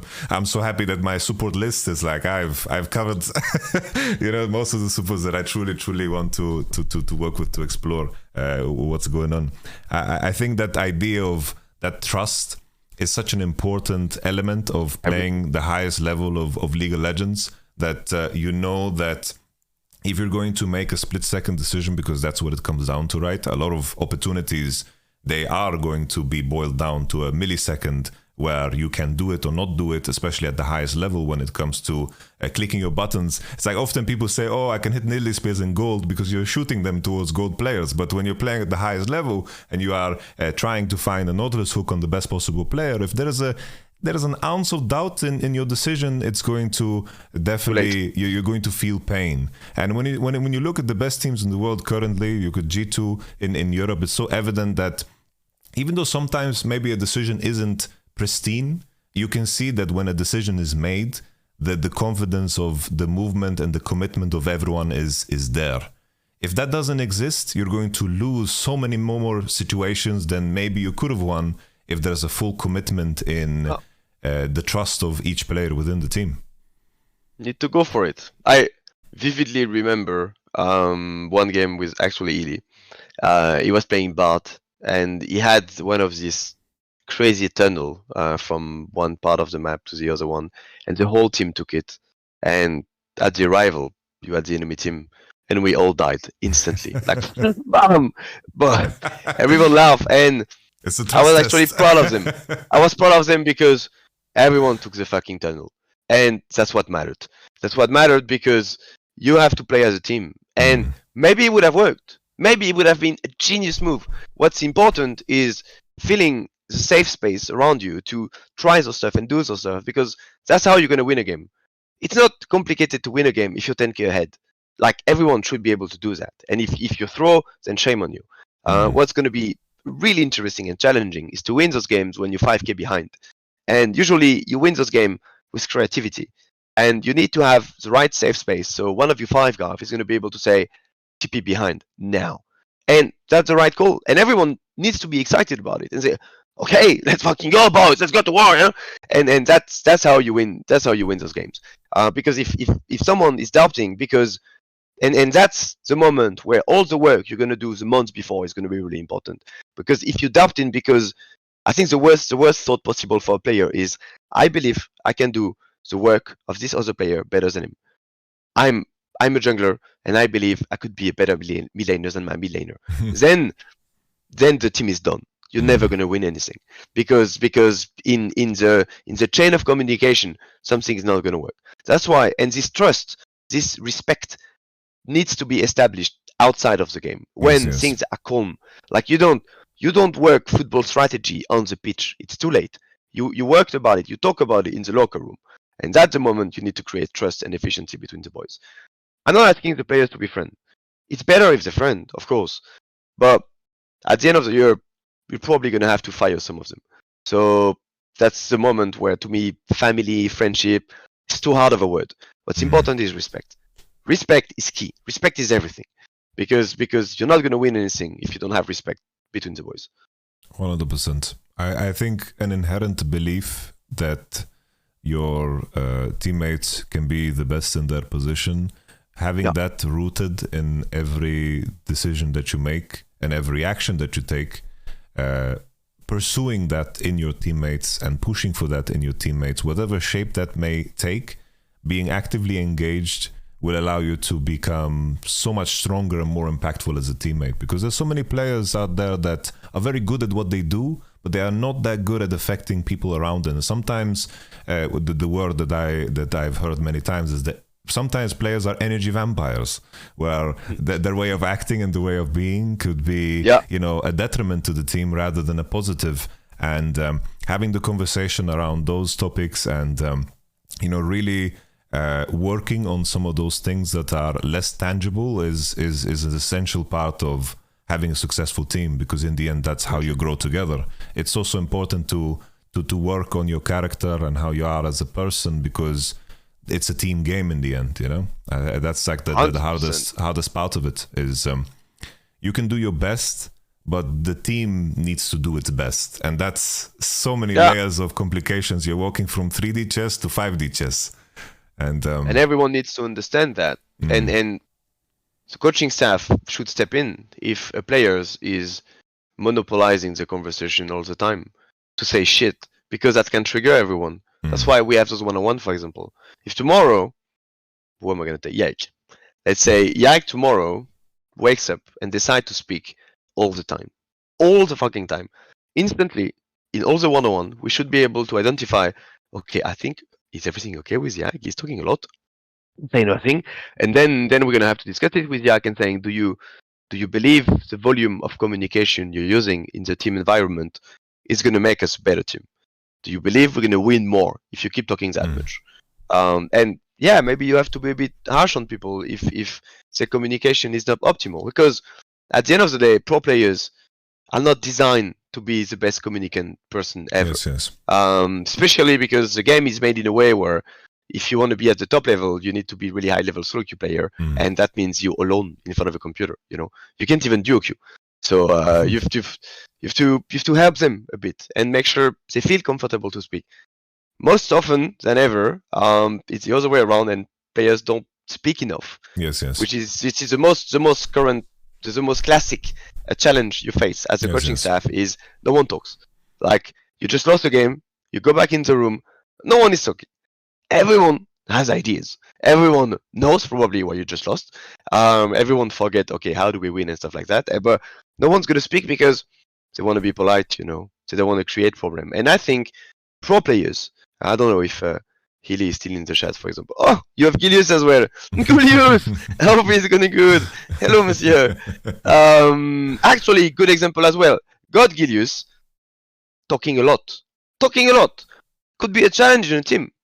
If you have Gilius, he comes here, he talks a lot, and then maybe it's going to trigger some of the other players. So, and then what do? Because some players are definitely not going to talk. Like, I could see a world where Gilius speaks a lot and Healy decides not to speak anymore. That's how I knew them long ago. I know now they are both adult. They've lived many lives and they've seen many things.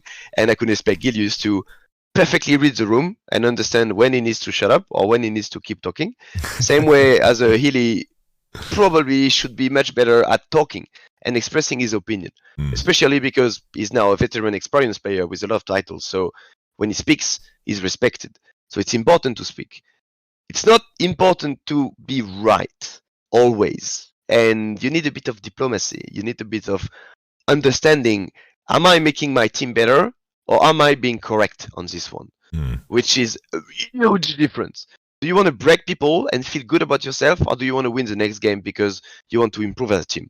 And those talks, for example, we had them in December to understand the stuff. And yeah, I believe it comes with experience. I believe it comes with, living more again and being in those setup again and again. Like, with an experienced coach like you would read the stuff. You would instantly understand, okay, this player feels bad because he just entered his lane. Yes. And he's deflecting the blame by attacking the way jungler was passing. So what do? Do you tell him, shut up, inting player, you're gonna trigger your jungler, or you take him out of the room and you say, are you okay? Like, are you sure what you're saying is no emotion based, or are you just mad against yourself? This kind of stuff, you know. You help them to make sure you learn as a team. No, for sure, 100%. It's funny how everything always circles back to what you define at the beginning of the season, so you can use it as the tool of reference in everything that comes up. You need to be positioned to believe that each player is trying their best in the form of fulfilling the values that they care about and that they have aligned with together with the team. And you work with this assumption that everyone is working with their best intent. And then through that, every conversation becomes so much easier, because if there's something that you don't like about someone's doing, you can approach that conversation in a way where maybe there's something that I don't understand here, maybe there's something that I'm missing, and through that you grow so much as a player and as a teammate. It's truly, you know, when you see that unfold in front of yourself as a coach, because most of the time you just watch them play, you watch them interact. You're aware of every cue, like if the eyebrow is ticking up a little bit, a vein is popping on the back or something. I can look at the player's necks and see what state of mind they're in. Poker face, no one's talking. Okay, this one's gonna be a long one, boys. Yeah. No, it's important to do the same. Actually, to minimize the impact of emotions. For example, we discussed a lot, what do we do after an LEC game? Because my core belief is we should always do the same. It doesn't matter if you win or if you lose. You should have a schedule and a process, and you should stick to it. Because the natural answer to winning would be, all right, let's go party, let's go celebrate. And the natural answer to losing should be, let's go home, watch the game, and understand what went wrong, so we fix it for tomorrow. When it should be the other way around. It should be, oh, we just lost. Let's go home. Too much emotion in the room. Let's chill. Everyone goes to their room and we talk about it tomorrow, right? Like, you're allowed to be sad tonight, but let's not use all those emotions to tear one another. But if you're winning, you should go home and say, all right, let's work. Let's watch the game. Let's understand what we did right, which is easy because we're so hyped and happy and stuff, and so we can replicate it by tomorrow. Because whatever we did, it worked, and I need more of that. So we're settling with a middle ground where we do always the same stuff after a win, and I think it's good. I think it's precious, because you should try to counter emotions with process so you can squeeze the best out of the game. Like, emotions are not good to make you win again and again and again. They're a good driver. They're good when they're connected to motivation. They're not always good when it comes down to click the right stuff. Yes. They're just rituals and not rituals. Yeah, like not adjusting. Right. It's like results can be very random at times. You know, it's like, for example, if G2 is going into a match in a BO1 against the weakest team in the region, there's still a chance that the enemy wins. That's just the nature of the game. Like, the percentage might be small, but in a case where it happens, does the foundation you built just fall apart, or is there a process in place that accounts for the idea that results vary? And if so all of a sudden the result changes and you have to change your whole process, it means that the process was just misplaced in the first place, and you're not really aligned in what you believe in. You know, I really enjoy this conversation because it was truly our main issue last year. We had the super team. We started late. A lot of things went wrong in split. There was a player that was struggling a lot, and we had to make adjustments, and we wanted to, make changes, but we couldn't. And then the momentum of what we built, built is such a wrong word. The momentum of what we went through bled into the summer split. And when we tried to build everything from scratch with the introduction of what we want to do and the values that we set, we are working so far from behind, where the behaviors and the habits have become established, and you need to kind of start over, which of course, dealing with that in the middle of a season becomes so difficult, because in the end our backs were against the wall. We had to win games always to just qualify to the next stage. We were in the loser bracket and we wanted to go all the way, and you begin to band-aid solve situations rather than challenging and putting energy into breaking everything down and working upwards. You're just kind of trying to make sure that everyone's smiling and everyone's happy, and in that you're in survival mode instead of in that state of growth that everyone should aspire to be in. Mindset, exactly. Positivity. Like, and I'm lucky because I work with the coaching staff which was behind the Schalke Miracle Run. So those guys know how to think, even if their foot are deep down in shit, Yes. And it's all about mindset and skill. But you can improve your skill if you keep working and if you keep improving. And they know how to tell you, okay, shut up. Are you here to work or are you here to complain? Yeah, you can decide to feel miserable and your life suck and everything, or you can decide to acknowledge, I'm a pro player, I'm earning good amount of cash to play video game every day with other like-minded people. Let's smile when we go to work and give everything. So if we have to die, at least let's make it glorious, and I think that should be the mindset. Like, complain about it and fuck you, or let's go to work. Maybe the result is exactly the same. There's one guy I would rather follow than the other, I think this is it's just how life is, and can come from players. You can have true leaders among players. You can have it's the the shot calling discussion, which I keep hearing about League of Legends, like who is the shot caller in the team, and there's no shot caller, and everyone is a shot caller at the same time. And if you're a player and you want to become a shot caller, you need respect from your teammates. If not, they're not going to listen to you. And that's when you go back to the idea of respect, right? If you're in the middle of a fight and you say something, if no one respects you, no one's going to listen to you. You feel it even at your own tiny level when you play with your friend. Everyone is in bronze, silver. If the Iron 4 friends start to say, let's go Nashor, no one's going to follow. Because it's your shit friend who said it. Unless the Platinum friend is going to be like, I think it's a good idea, let's go. And then suddenly everyone goes. Why? Was it leadership? Was it respect? Was it based on something? If you want people to follow, they need to respect you. And you can create that outside of the game by paying attention to your teammate. Yes, you want to become the leader of your team, do your own one-on-one. Those stuff we are doing from the management side, I would love to see players with the mental strength to take the team in their own hand and go talk to every single player every day. The same way we talk to the boys every day. One player every day, one different guy. That would give him so much strength. And doing a real one-on-one. I'm not talking about entering the room and say, hey, how is everyone going? You good? Okay, me too. Hop, one-on-one done. No, this has no value. I'm talking about, hey, come to me. Let's go to a separate place, sit down, and talk about life.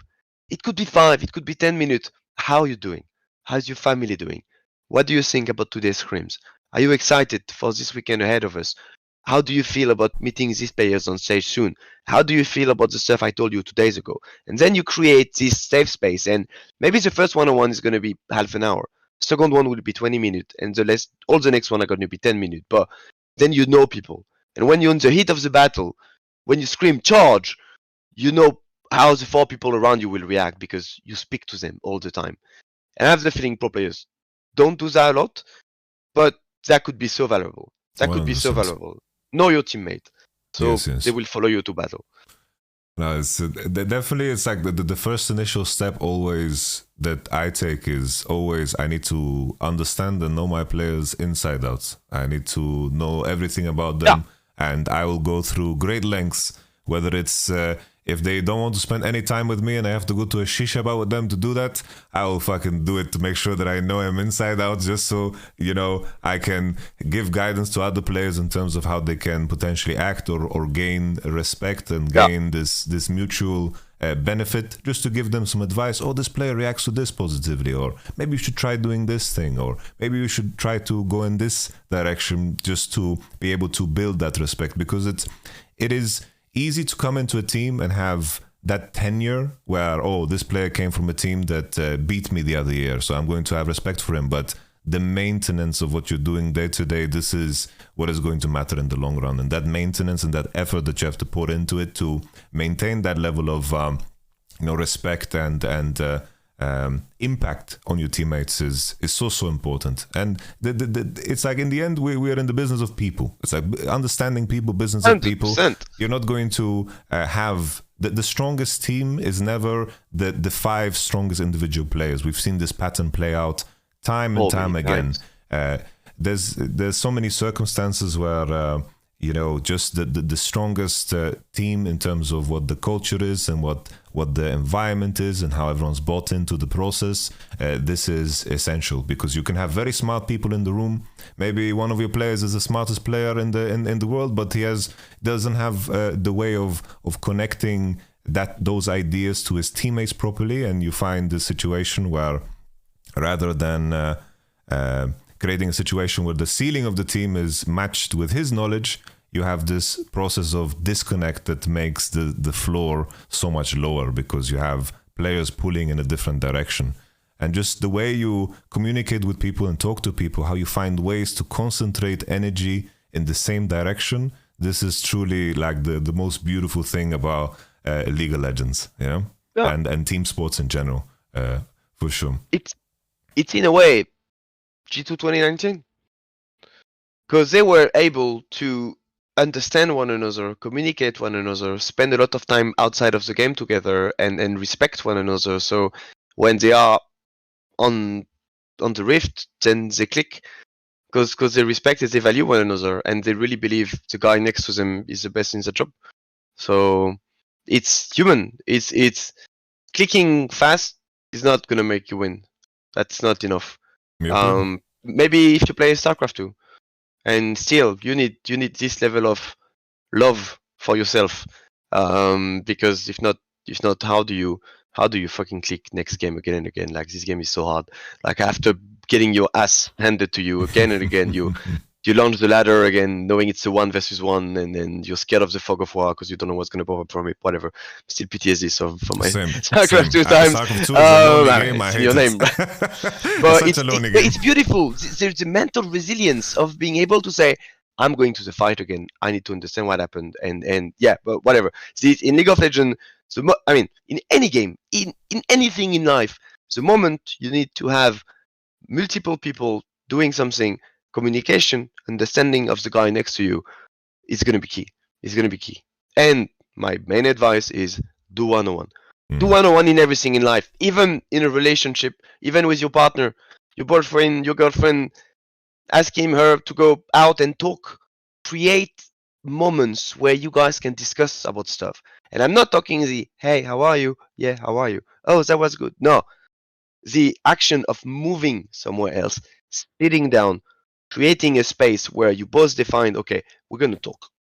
I don't know about what, darling, but we're going to talk a bit. and let's take something from the conversation. And at one point you say, that was a good talk. Let's go back to chill, But the idea of we're making our relationship better by discussing together should become natural. So it's never weaponized, and you keep improving. Yes. Oh, it's exactly the same as any relationship, for sure. It requires nurture, and if otherwise small things become so big and you get lost in what you're frustrated about, and you get to that point where you get annoyed by everything that someone does, and you see that play itself out within teams too, because this conversation is always about, people say work-life balance. You come in, you do your job, and then you leave. It's like, it's so difficult when you're trying to create a situation where you perform at the highest level. It just becomes a very, very different thing than to just put in the hours and then move on. Yeah. Work-life balance. Yeah. I wanted to ask you. It's always a very interesting conversation about how to make the players work together. Something that in Sandbox, I had the staff of 7 people. Making that work together. It's like I had 15 players, 7 staff members, and it was like a chess puzzle, making sure that. Sure. I work by the principle of I want to make sure that everyone feels important, everyone feels valued, and that everyone's growing in the direction that they want to grow towards, regardless if it's a player or it's a staff member. This is just my principle. I wanted to ask from G2's perspective, how do you guys how do you work in a way where you're always united? How do you find ways to be united? Because in the same way, the staff team needs to be united as one, the players need to be united as one, and there's so many parallels that are so similar. How does the G2 staff work together? Accountability on what we're doing. Our favorite thanks to Isma. Thanks to Isma, he helps me a lot to stay true to my own words, by discussing all the time. We speak all the time. We do. It's not actually formal one-on-one, but it's a constant conversation, and we're really like-minded. So he understands what I'm doing. I understand what he's doing, and I can freely give my opinion on stuff. I think that was good. I like to say what's going well, like to everyone, to people. But for example, he sometimes I would give too much good stuff to 1 or 2 person, and I would forget the rest. And then Isma is always gonna be behind and say, okay, I think this could have been even better, and always giving stuff on his own, saying, okay, that was good, and that way we keep a full overview on what we're doing, and accountability on how we phrase things. And yeah, it's all about making conscious. Like that would be the best summary of what we're doing, is making our strengths conscious. So, but there's a lot coming behind this little sentence, because you need to understand what the strength is, how you can use it, how to identify it, how to discuss it, how to nurture it, how to protect it, and to push it. And then strengths like communication. Okay, good. That's a good book title. What's in the book? Like communication between people in one-on-one setup. That's a good chapter title. What goes into the chapter? One goes into every single sentences explaining you how to build something. And there's no right or wrong answer. It depends on the people you work with, because everyone's going to be different. It's going to be different if you work in a team all speaking the same language. It's going to be different if you have language barrier. It's going to be different if you have a lot of big age differences, culture differences. Everything's going to be specific to people. But the good news is we have enough time to make it specific. We have only 5 players. So if you work on one guy, you work on 20% of your team. If you work on one staff, you work on 30% of your staff. So yeah, spend the time, commit. And yeah, I was smiling about the work-life balance because we don't have any. Yeah, it doesn't exist. But it's a choice, Yeah, it's a choice I made long ago. Like I knew, do I want to work 70%? Okay, I'm going to be nice. I'm going to say 60%. Do I want to work 60% of the day and chill 40% of the day and do not really enjoy the 60% and earn money so I can enjoy the 40%? Or make my decisions in a way where I'm going to work 95% of the time, but I will always enjoy it. And yeah, that's a battle. That's a decision I made long ago. And then yeah, my work is my life. I'm with you 100%. Yeah. No, it's like always when it's like there's been 2 moments in my career where I wasn't on a team. Then it's like my family, they think, now he's gonna have more time for us, and I am. It's like I am a workaholic by choice. I will always find ways to do more because there's always more to be done. Even in Fnatic last year, I was very disappointed that I couldn't just put a mat on the floor and sleep in the office because I was always there first and I was always closing down at 2 a.m. But there's just was sleeping in the sofa. There's just no other way to do it. I was taking naps on the sofa. That was my way of winning time, but. It's fun. It's like a LAN party.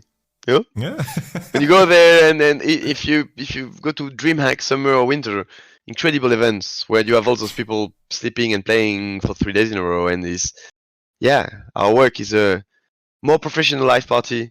We've to pay attention of what we're doing, on terms of sleeping and living and stuff.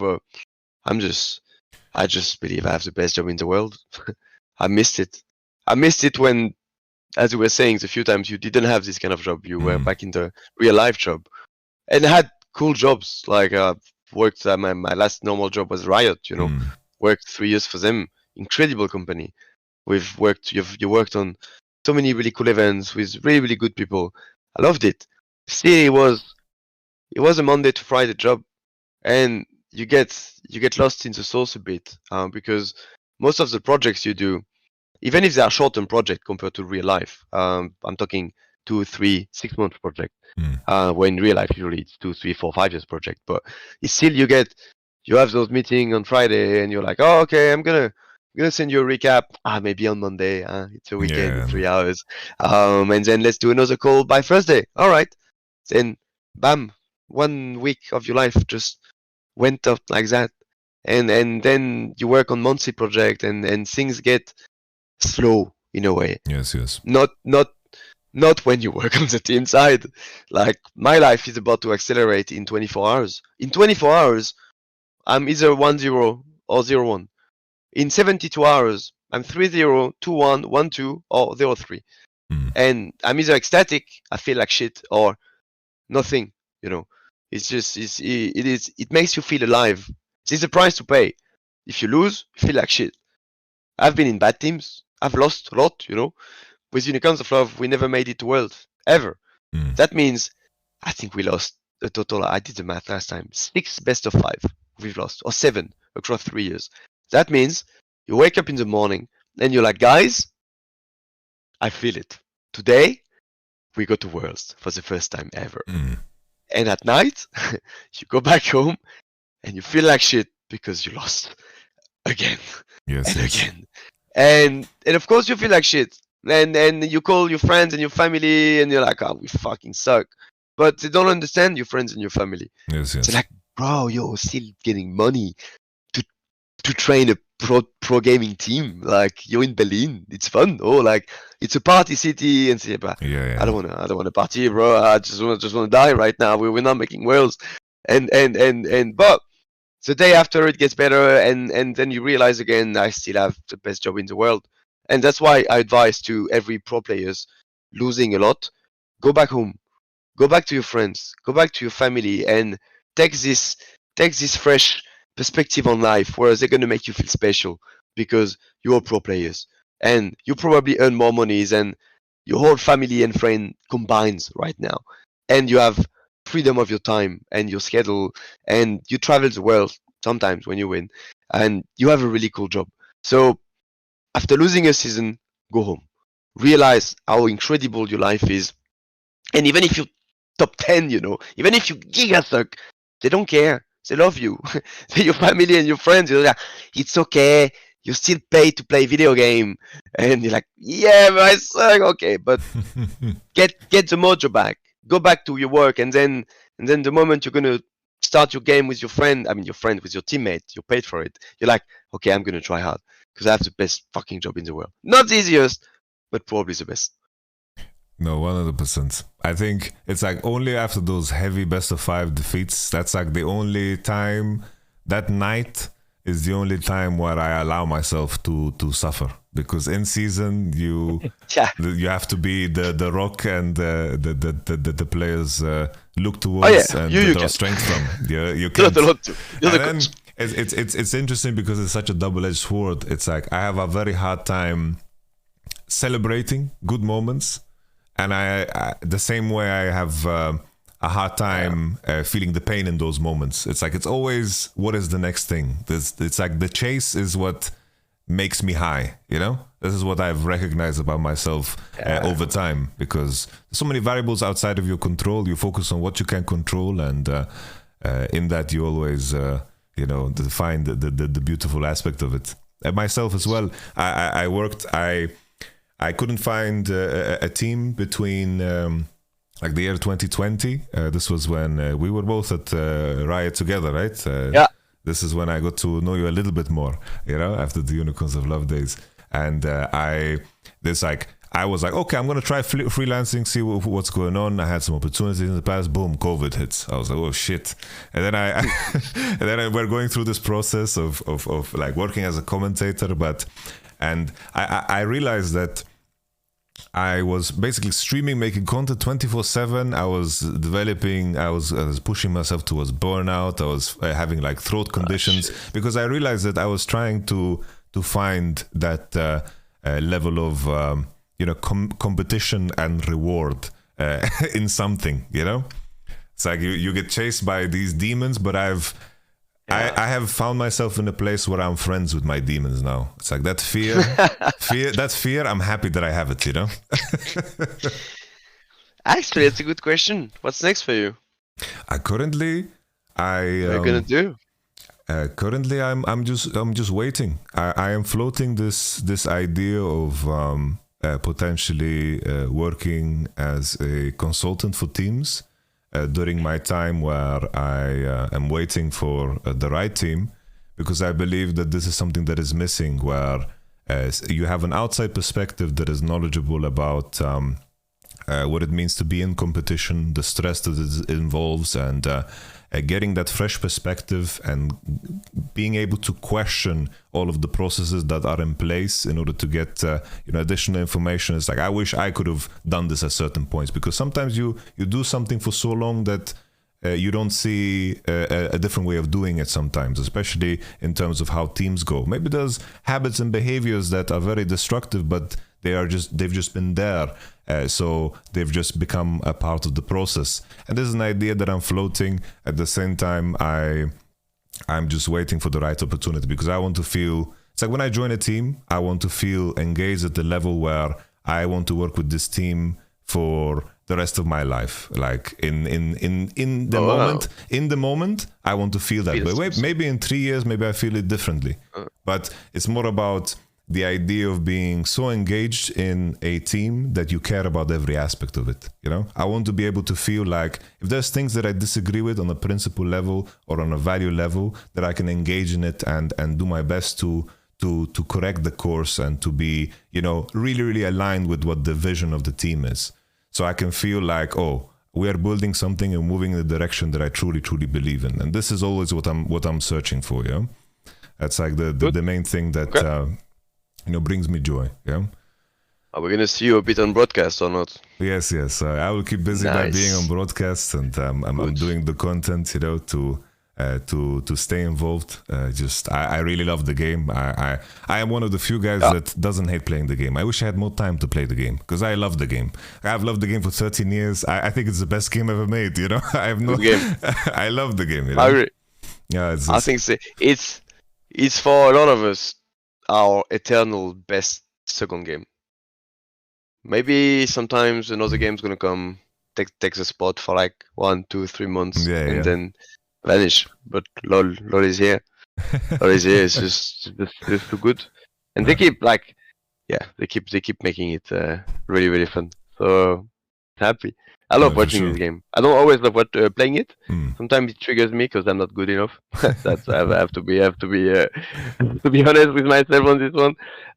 But watching them play, like one of my fondest memory from last year, for example, is when we were scrimming. What's the name of the mid laner who just won Worlds? Fuck. Hole in my memory. Zeka. Zeka. We were scrimming versus him, and you had Caps versus Zeka mid, and they were fighting. I think there was some retarded fight, like Akali versus another champion, which is assassin level, and it was so close. It was so beautiful to see those two insanely good player with like 10 HP on lane, both of them with flash up to the edge, you know, and they were dancing and he killed Caps. Once Caps goes back on lane, he kills him again. And usually when that happens, Caps can get a bit triggered, you know. And he wasn't, because he knew his opponent was worthy, you know. We were in the manga, and we were in the sofa with Dylan, and we looked at one another like, what the fuck is happening, bro? He's insane. And they kept fighting, and at one point, Caps kills him. And he made a little like, ha! He never does that. He usually doesn't react to stuff. So we could feel it meant something for him because it was a good opponent in front of him, you know. And oh my god, I remember sitting with Dylan and looking like we are truly witnessing something special. Like this is incredible what's happening. And it happened 2 or 3 games in a row. And we asked him, so how do you think this guy is? Because they were not the best team back then. We were even before group. And he was like, he's good. And he doesn't usually say that about the other mid, you know, like, yeah, I think he's good. And that's the moment where I love this game. I love that it gave enough depth for me as a noob to understand something magical is happening. And I see this guy, which I know is probably the best player ever made in the Western world, and his brain is fully wired to it, and he's pushing it to the limit, and it's finally meeting someone that good in front of him. I got him. Yeah. Well, I don't know what happened. You know, if Shakares had to do one of the montage, that would probably be a 35-minute montage with tuck, all the skills in a row. It was like, beautiful. That was beautiful. So I wasn't too surprised when they won Worlds, because I knew at least their mid laner solid, really solid. That was crazy. No, I that's so relatable. But it requires such a special player that really, like, in the face of defeat, becomes really motivated. You know, that is definitely, you know, a very, very rare player. You know, I've come across a few of them. It's like Hilly is definitely a player like that. Upset is a player like that. Upset, Wipo, Caps, Wipo as well. Yeah. Jizuka, I have a story for you. So we were scrimming against IG. We were scrimming against IG, and we were getting demolished. We were getting demolished. We only had one scrim block against them. This was 2018. Like instantly we scrimmed out. These guys are winning worlds. Like this is done. By the way, they're winning worlds. And like when Fnatic were winning games against them, I was like, holy fuck, how are they doing this? I don't know what's happening. And it's like basically after the World Championship, Jizuki comes to me, he tells me I'm staying in Korea. I'm like, oh, you're gonna stay here? He's like, yeah, I have to boot camp. I was like, you're gonna boot camp right after we've boot camped and we've spent already 2 months in Korea preparing for this tournament? He said yes. And I say, so what's on your mind? Like, what pushes this? He said, if we are playing against IG on stage and we are playing against them again, I will not feel confident enough to beat Rookie. So I need to practice. So he just stayed right after a big tournament, stayed in Korea, bootcamped a month. In my veins.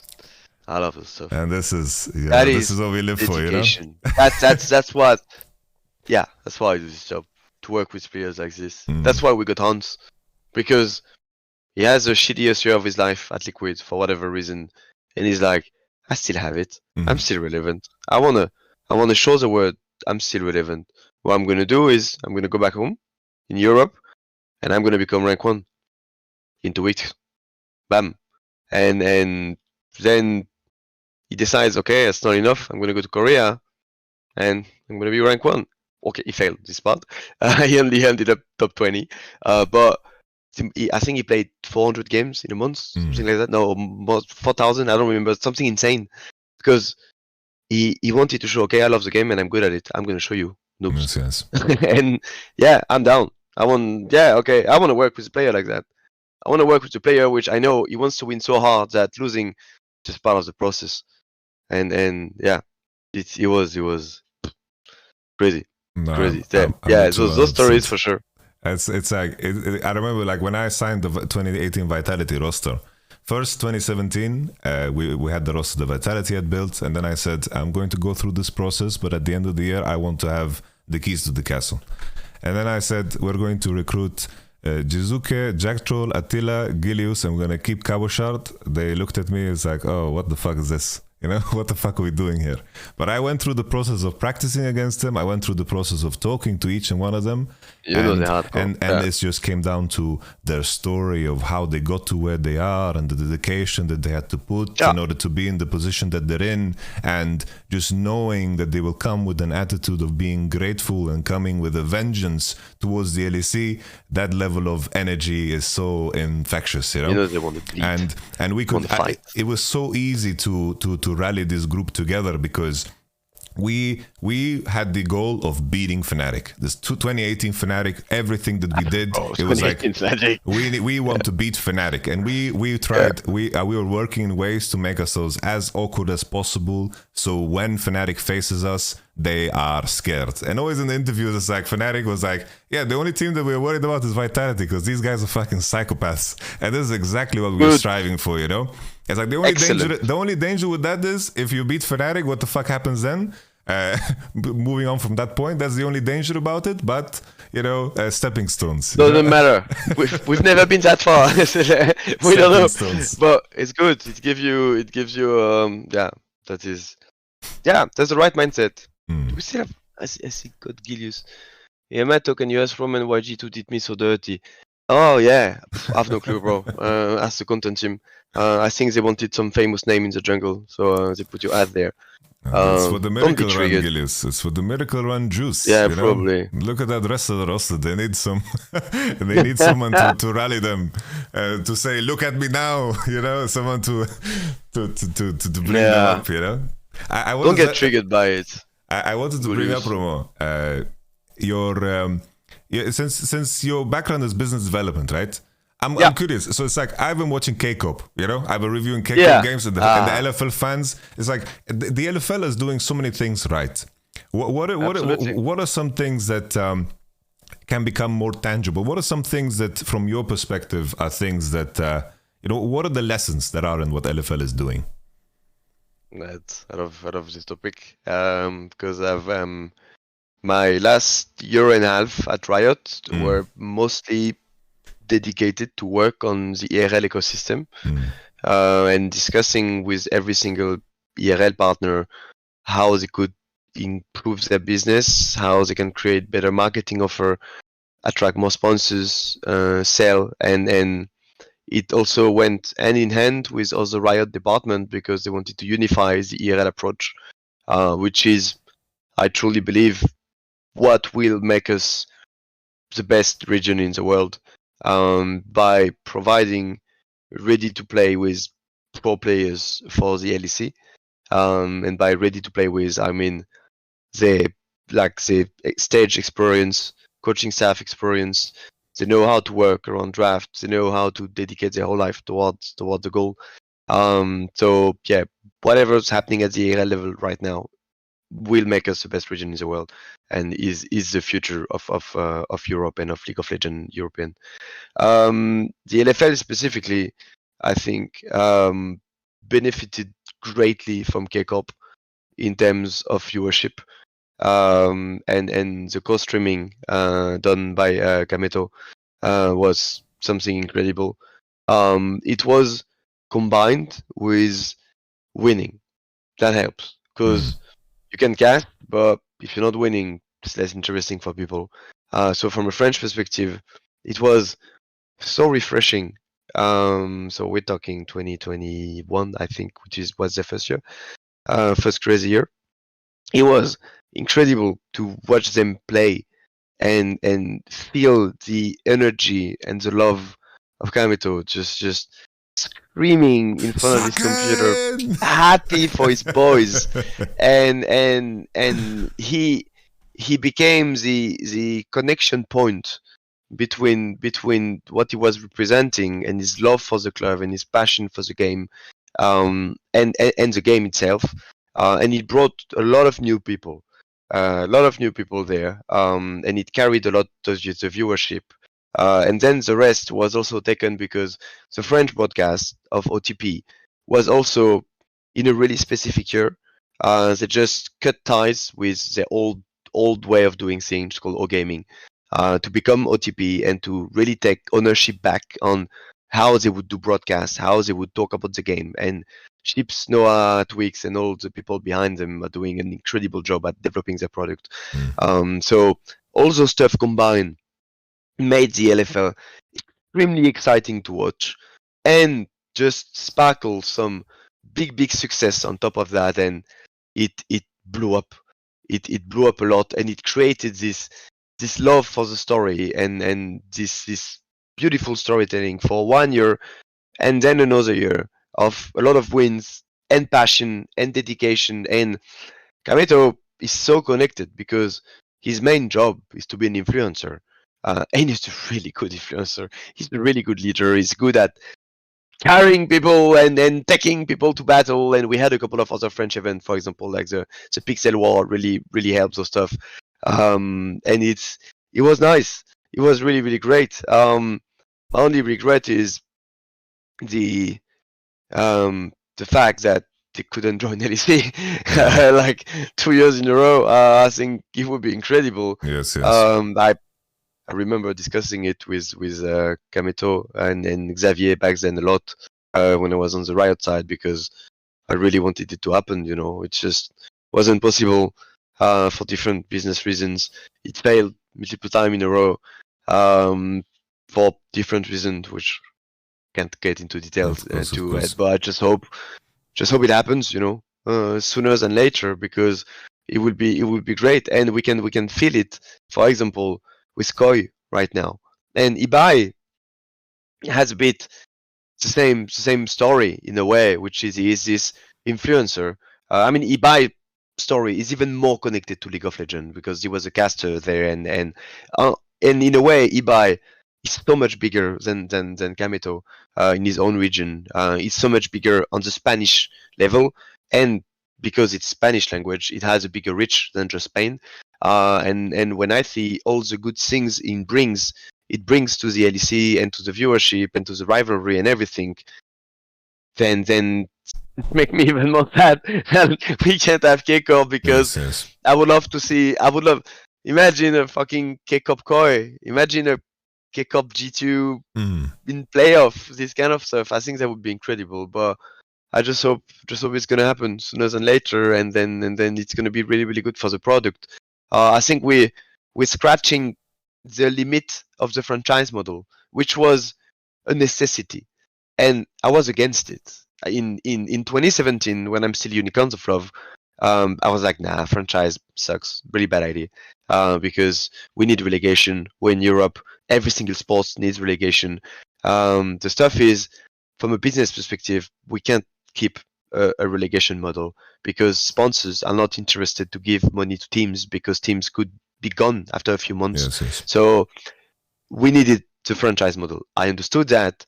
I made the move to go to North America for 1 year to leave it from like on the American scale of things, so much bigger, much crazier, and it convinced me this is good. This is what we need for business to develop, for example. So came back to Europe, worked on the Riot side, and I saw the direct benefits of this model towards teams, for example, and how it helps them to develop a business and everything. It was a necessity for those teams to exist and to survive, as easy as it is. Nowadays, it's becoming more challenging because we didn't have the layer below LEC back then. That means if you wanted to be a competitive and relevant League of Legends team, you had to be an LEC team. You could not say the same by just having a team on the ERL. It wasn't even called ERL. It was just a shitty level. It was too complicated to survive at this level. Yes. Now it's doable.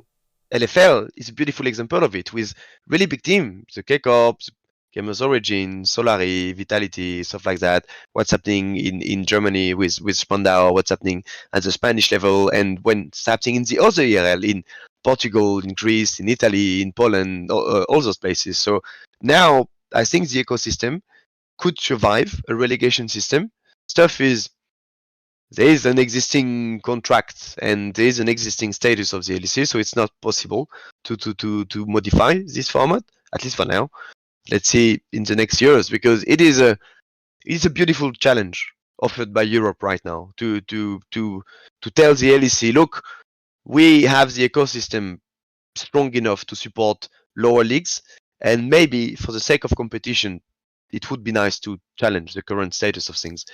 But I also believe from a business perspective it's not possible. So let's take the best out of it, which is when really, really strong teams emerge from the ERL level, let's integrate them into the LEC. Either by selling slot, buying slot, I don't know exactly how, but this is what Korea is doing, this is what China is doing, and it's working beautifully for them. I won't comment too much on the NA version of it because it's a different beast, and I have another opinion why NA will never be as good as Europe. But yeah, at least for Europe, let's see it. Yeah, like I can. Let's get into this one after. Okay. So I think K-Corp, LFL, and everything happening in France right now, beautiful. Their home and away system is incredible. Yes, incredible. I won't dive too much in the business details around it because I don't want to grill too much Riot. I have my own opinion on it. But it's just a lot of respect for what they're doing, and for what's happening in France, and yeah, definitely some jealousy. Just I legit wanted to ask you. Front. I wanted to ask you, like, why is LFL days a thing, and our finals is lacking the bravado it deserves. I will dodge this question. But yeah, I think it's a shame that we can have it. But I remember my days when I was in Dragonborns. I played the LCS in season 3. So it was European LCS. And my first match was in Lille, the big wooden arena. I think it's called Zenith. It's old. This was an arena with 12,000 people made out of wood, and I am playing on stage. I'm laning versus Alex Ish in my first opening match. I solo kill him, and I hear thunder, And that's the first time the how was done by Shipsenoa. This was mental, this experience. We lost the game, but I don't care. Like that, the fact that this was something that was possible back then, It gets me thinking, but once again, you can't speak, so that's okay. I just wanted to share this anecdote. I agree with you. I really agree with you, and I think it's a disgrace we can't do the same at the LEC level. But this is a more complex conversation, which I can have right now. Okay. But I can dive a bit deeper in my own theory why NA will never be able to compete versus Europe, and I base this on the year I spent there as the GM of a team in LA, and all those years I've spent in Europe working on the Riot side and on the team side.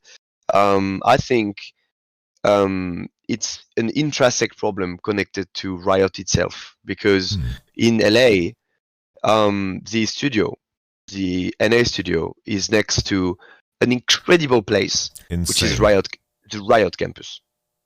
The Riot campus is insane.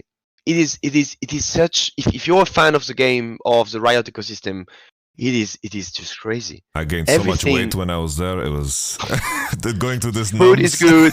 People are nice.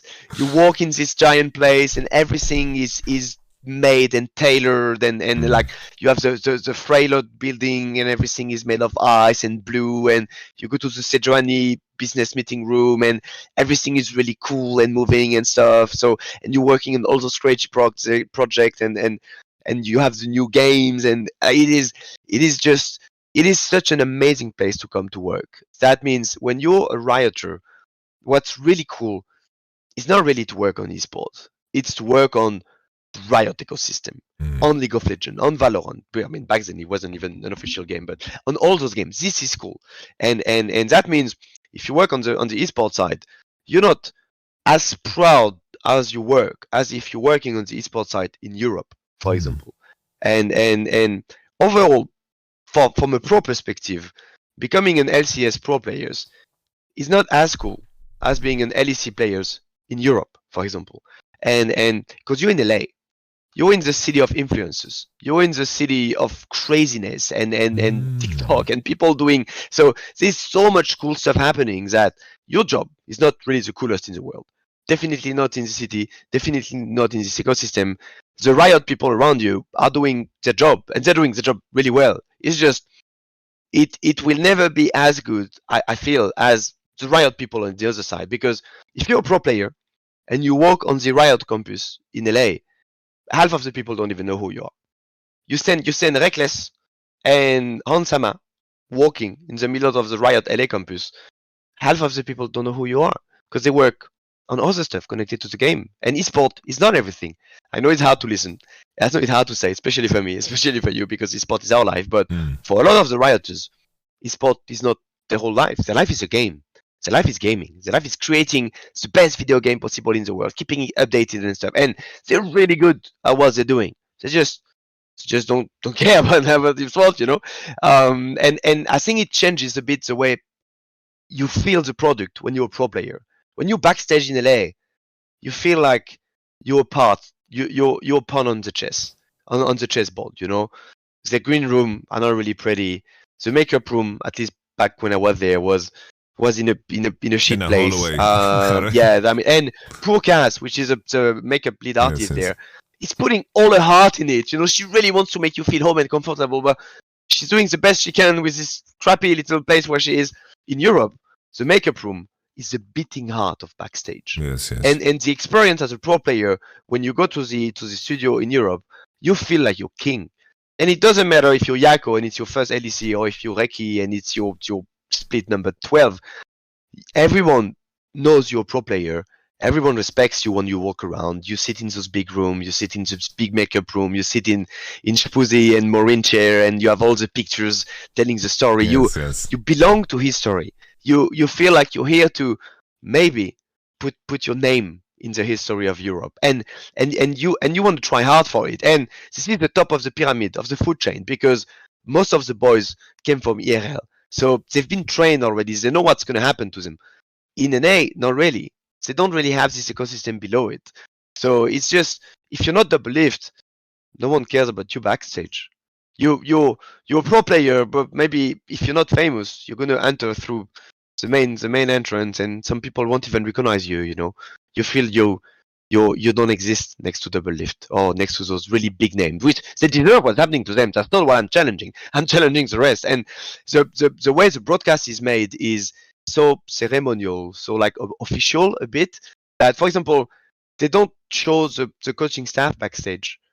You know those reactions we have in Europe when we're happy. It's just, maybe what people don't know is we have a camera on us all the time. So we don't even know, and we don't even see when we're on stage, because you have to look at the other monitor, because the main one is delayed. So you're not gonna get the right stuff. You need to watch the other one. But it's the whole broadcast is trying to create those stories to explain you, this is everything happening around the team. This is crazy. This is cool. Where in NA, it's just, I feel like they're more creating a broadcast, and it's the players are a part of it. They're not king. In Europe, the players and the teams are king. So you feel empowered when you come to work. And I felt that even coming at non-pro teams, you know, and non-pro, non-superstar team. Of course, if you're G2, you feel special because you're G2, right? But you can also come at other teams, and still everyone is here to work for you. If you take Double Lift and Hans and they walk in the Riot Europe office, everyone's going to recognize you because they're only here to work for esport. I mean, you've worked in this open space. You know how it is. It's only esport. Meaning, when the LEC starts, it's Friday end of the day. I mean, it changed now, but it was Friday end of the day. You can go to the studio. It's right next door. And whatever going to happen during the weekend, maybe people are going to talk about it on Monday. So it's a little tiny esport ecosystem, making it feel so premium. And it changes also in the way the talent take care of players. In NA, being a talent is a survival. So many people of them in a city where everyone speaks your language, and you have to survive to be there. So talents have to compete between them. They don't even have time to take care of the pros. In Europe, the talents are so connected to the pros. They talk to them. They care about them. Shox knows everyone by name, and they can go talk to them. Laure as well, you as well, and it creates this atmosphere of, once again, when you're a new player, you just entered high school. You know, but a cool high school, and you want to belong, you want to give everything for it. It's fucking Hogwarts, exactly. and this feeling makes you want to fight, and it gives you this extra power. You want to be a superstar there, and you're willing to pay the price because the instant reward of feeling cool is going to be there. Where in NA, you're not going to feel cool unless you go party with Double Lift, you know, in a way. It's not true. It's a bit more complex than that, of course. But that's, at least that's the feeling I had, and I feel it's cutting them from a really nice motivation driver, which we have in Europe and we have to cherish. And that's what, it's only gonna get better because we're surrounded by super passionate people in the right ecosystem, just focused on esport again and again. Because the other Riot department in Europe are not in Berlin. They're in London for publishing. They're in Dublin for support. They're in Paris. They're in Barcelona and stuff like that. Even in Berlin, but they have another office. But the esport people are the only one surrounding the studio and their product, and it makes us feel special. And you can feel it in the day-to-day life. That's my theory. That's very, very interesting. I'm trying to tie it together with my own personal experience. Like the main experience I've had was just when I was there for the World Championship, and when I was there to be on the analyst desk. And I think that I definitely, walking in the Riot campus, not that I care so much because I don't have like that, you know, I don't take myself that seriously that I'm surprised that nobody knows me, but I can relate to that element of, we are just a couple of other people in this environment where we were at the Riot campus. We were in the PC room where there's all those PCs and the PlayStation and so forth. We're just playing and, you know, we're drinking fireballs and we are eating the foods. Like, I gained way too much weight because of eating at Noms on cooldown, you know. And those people began to recognize me, but for very different reasons, just because I ate so damn much food. You know, the cafeteria, it's crazy in the Riot campus. But yeah, it's crazy. And the server and the solo queue. Solo queue, less players, whatever you want to call it. Yeah. But I think this is just a long list of excuses. Like if you could have a team of 5 guys dedicated to bleed to death until they would get better, things could change. Yes. Maybe they could find, but it's really hard to have this motivation all the freaking time because the environment, in a way, is too nice for you. It's too nice for you. While in Europe, you get people coming from IRL. You're gonna have people coming from fucking Slovenia and Romania, and the salaries they're being paid is more than the whole neighborhood back at home, and they want to make mom and dad proud, and they had to crawl through one of the IRL, and they had to fight versus 25 people to get the slot. So they're here, and they're here to kill people. Where in NA, there's less competition for a slot, so it's not even their fault. It's just the way. And esport is different. Money is different. Business, everything is different. Doesn't mean it's harder, but currently it is. So, good luck to them. I couldn't find it. I couldn't find the fix. I got lost in the sauce. I got glued in it. I couldn't transfer all my love and motivation and too much stuff to do. Too many on my own excuses. You know, like it's just failed. It just failed. But I'm so happy to be in Europe. I've been very careful. Like I've agreed to a contract with Team Liquid at one point, but we decided not to do it due to like COVID restrictions and green card would be like impossible to get at the time. That was like the only time I considered it, but every time I've always been very careful because even though money is fun and all, it's like the hours you put in and having the joy from that is so important. I really tied together what you mentioned because thinking back of how League of Legends esports grew, right? It's like there was in the beginning, right? You had like the TSM. It was the player-driven, influencer-driven team. You had CLG, and we had strong personalities here in Europe too that was streaming.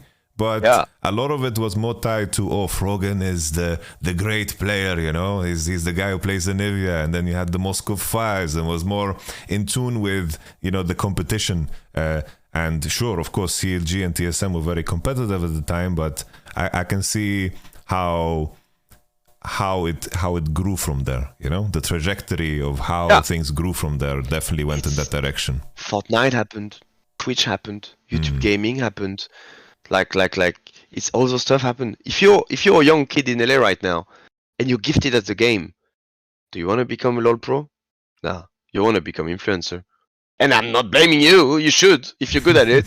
Like go enjoy it because you speak English and you're in an English country and all the monetization and everything is better. It's better. Go for it. If you're in Europe, speaking English is not going to make you a big gaming influencer. Probably not. You need to speak well of the local language. But becoming a LoL pro, at least, I can find a long list of people still willing to die on this hill. Harder to say for NA.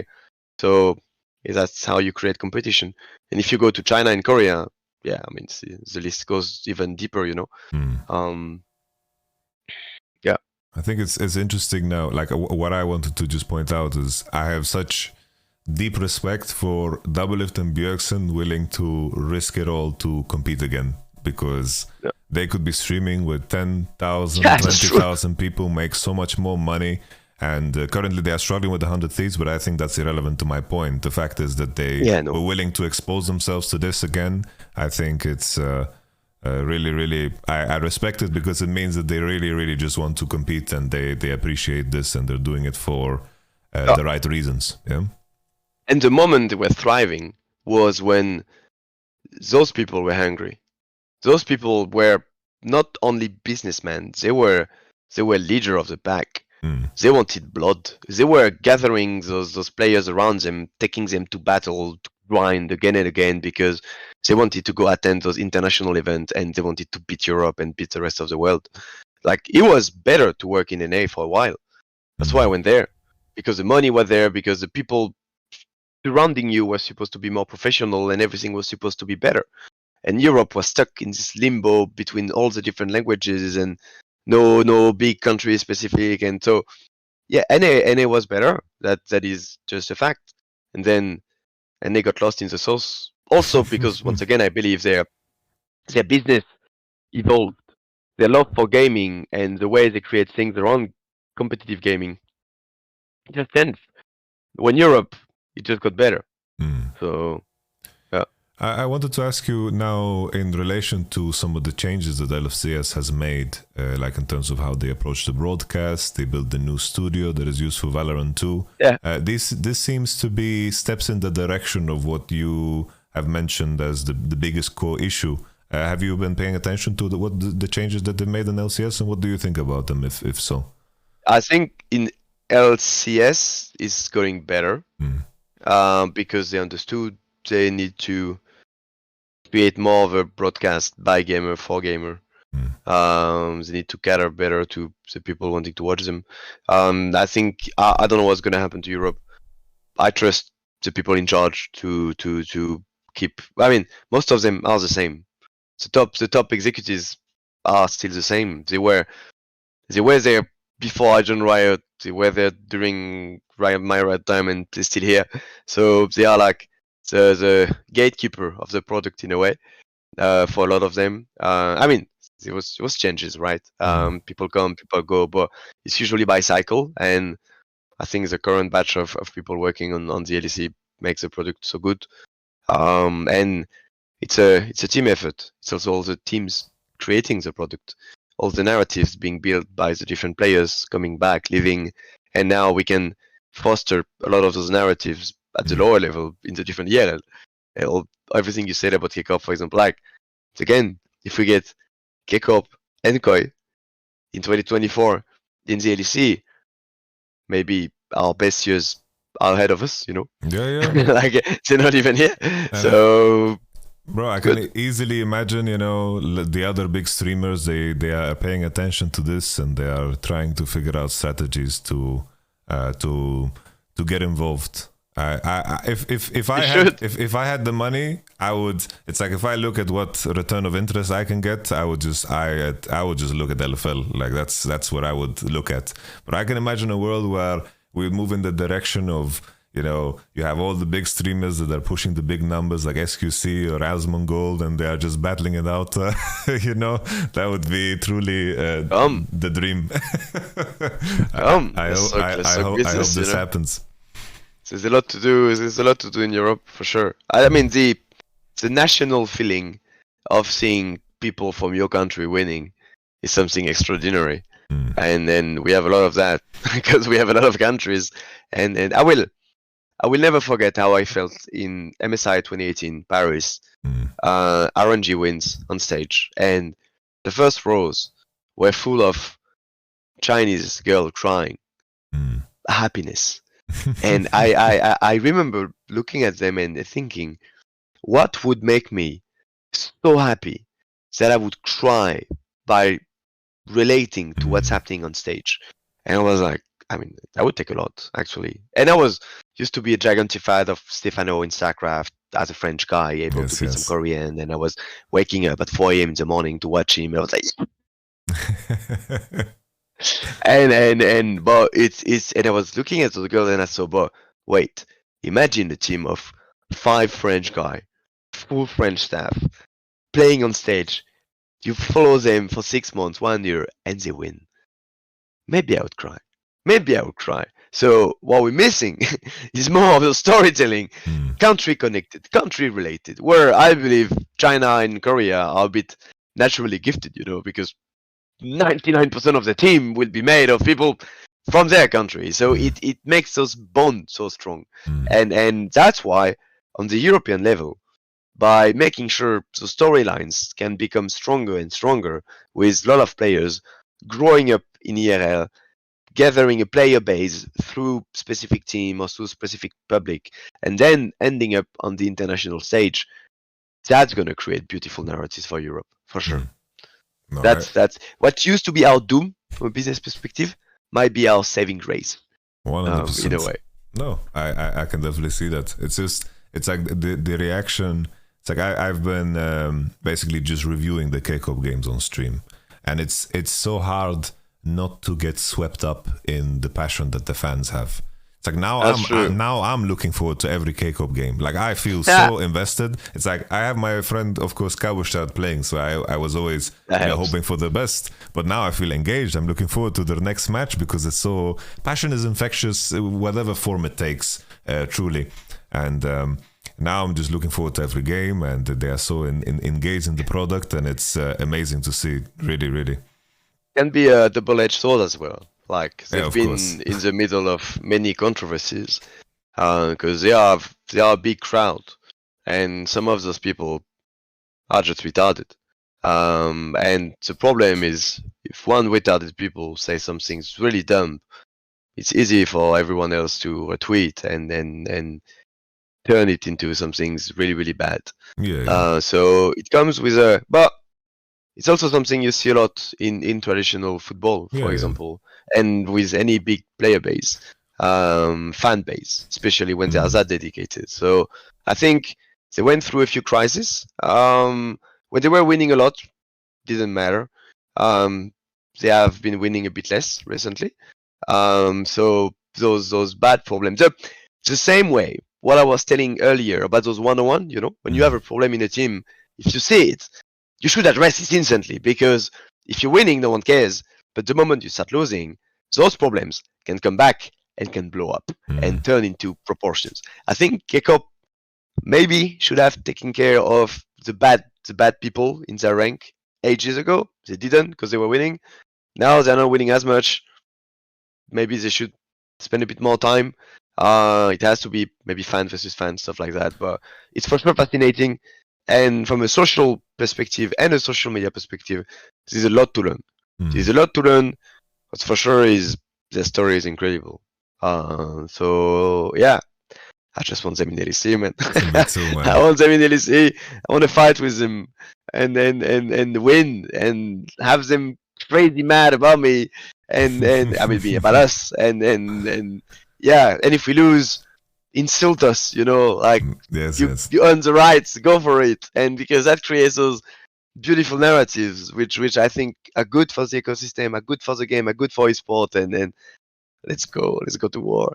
For sure. No, 100%. No, it's interesting how the same process always appears in life. Like either you adapt or you die, and the way you learn is either gonna be the hard way or the hard way. Like the hard way where you figure out too late, or the hard way where you put in the work ahead of time.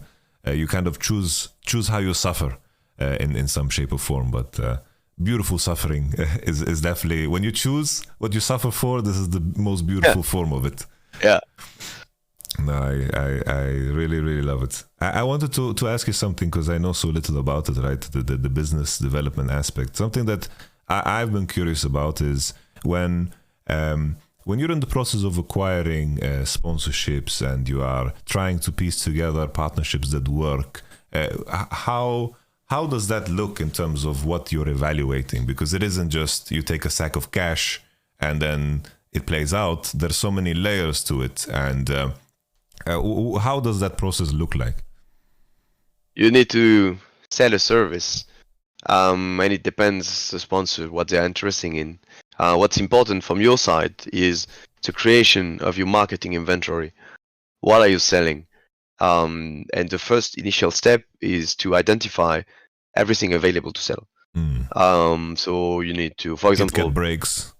Let's take you Red Bull or let's take a team. Team has a lot to sell. They have the players, they have their broadcast time, they have specific activation, they can create content. So what's important is to make a long list of all your strengths. So it's a bit like coaching a team, actually. Identify all your strengths, list them, bundle them, and go to sell them.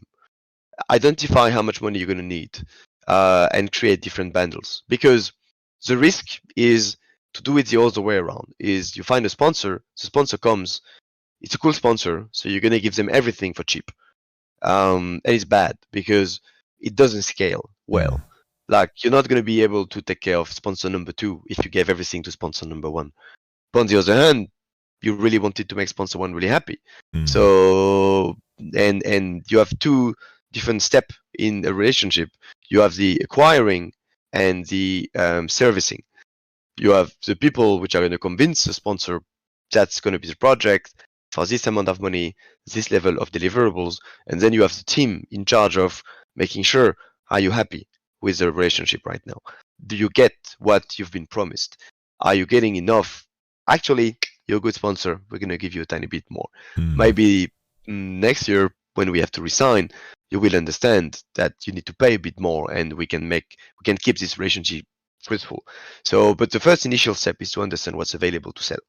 On the LEC level, for example, it took us 3 years. It wasn't even done when I left and when Alban left, because there's so much available, and it's the same idea of writing a book I was telling you about. Like, my inventory is the title of the book.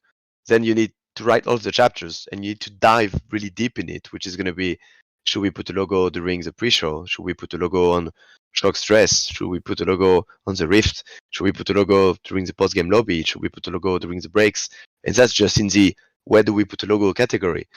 What interests you as a sponsor? Do you want access to digital goods to push your own products? Do you want access to our talents to create content? Do you want access to teams? You can't. You have to go talk to them. Do you want access to our live event? Do you have specific moment of the year when you need to sell something? But already, to be able to have this part of the conversation, you need to know your inventory, and you need a good relationship between the servicing and the acquisition team, for example, because if the selling people keep selling stuff which already exists, then you have a problem, because you're going to sell twice one of the logo slot, for example. So it's a lot of understanding what's available, same as in a team. If you want to win, you need to understand your strengths.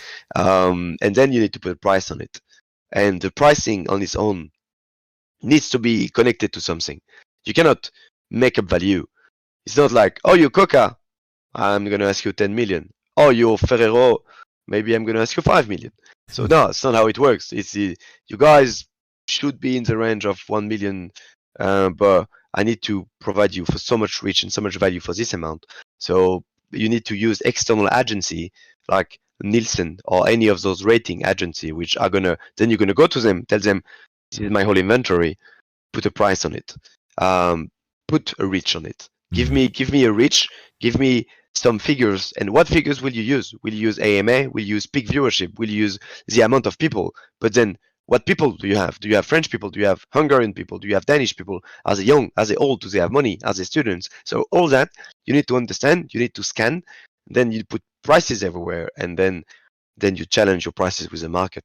If no one is buying after 6 months, then you had the wrong prices or the wrong selling method. If everyone is buying too much, then maybe it's better to do 1 year contract, because you're going to have a lot of turnover and you can up the prices, stuff like that. I see. Oh, it makes me think about a lot of things that I'm doing, even in in the level that I'm operating under. It's like, why is my stream so black? It's time to package it.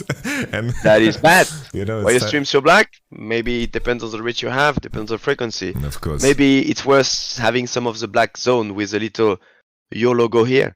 Yeah. Jacob at yamato.com business. I don't know, No, put sure. something here. Maybe you can start wearing shirts saying your logo here, and see who is interested. And then, because not all brands are going to be interested by the same stuff. Yes. Some of them want to acquire fans, some of them want to sell products, some of them just need reach, some of them just need exposure, because they are long-term brands. For example, car brands. They're not trying to sell cars to the LEC fan. They're trying to explain to LEC fans, my brand is the best. So when the buying decision occurs in 2, 3, 5, 10 years, then when you're sitting in front of all those new cars, you're like, oh, Kia, that's a cool brand. I remember it. It's Kia. It's good. Let's go. Makes sense. Market. Makes sense. I wanted to ask an additional layer of this, right? It's like choosing who you partner with. So it's like I've had offers where people say, "Yo, can you advertise this NFT game or whatever?" You can really dig yourself holes if you choose the wrong direction, and really hurt credibility. The process of working. So this was a very easy example. So I was like, I can deflect that. But for example, there's other brands that I've seen in other sponsors, and I would have no idea of understanding like the process of how my fans would potentially react to it, and that's something that I personally, I don't have a lot of experience with, so I'm, it's tricky. It's like we had in the LEC. You can use company. You can ask people specialize into exactly this. Okay. to know, is this brand good or not? Can you do an extensive background check on them to know if, I don't know, they are a bad brand or a good brand? And then you get the result and you have to make up your mind around it. Usually, the bigger the brand is, the more chances they have a pretty bad past. Especially if you start to talk with company with 100,000 employee across 45 different countries. But then it depends what you believe on. It depends what your viewership believe on. It depends how much. Then it's a moral decision. But you have ways to before the moral decision. Like some company has just tried to bad, if they kill people, obviously. Yes. So, but yeah, it's a good question. Then it's a moral question. No, it's tricky because I think you hit the nail on the head that as things grow and any company that has reached a certain point, it's like everything that there's like blood on almost all money, and it's weird how almost exactly. It's so hard to see where the potential selective outrage could appear depending on what is happening, right? It's like Riot Games is owned 100% by Tencent, which is a Chinese company.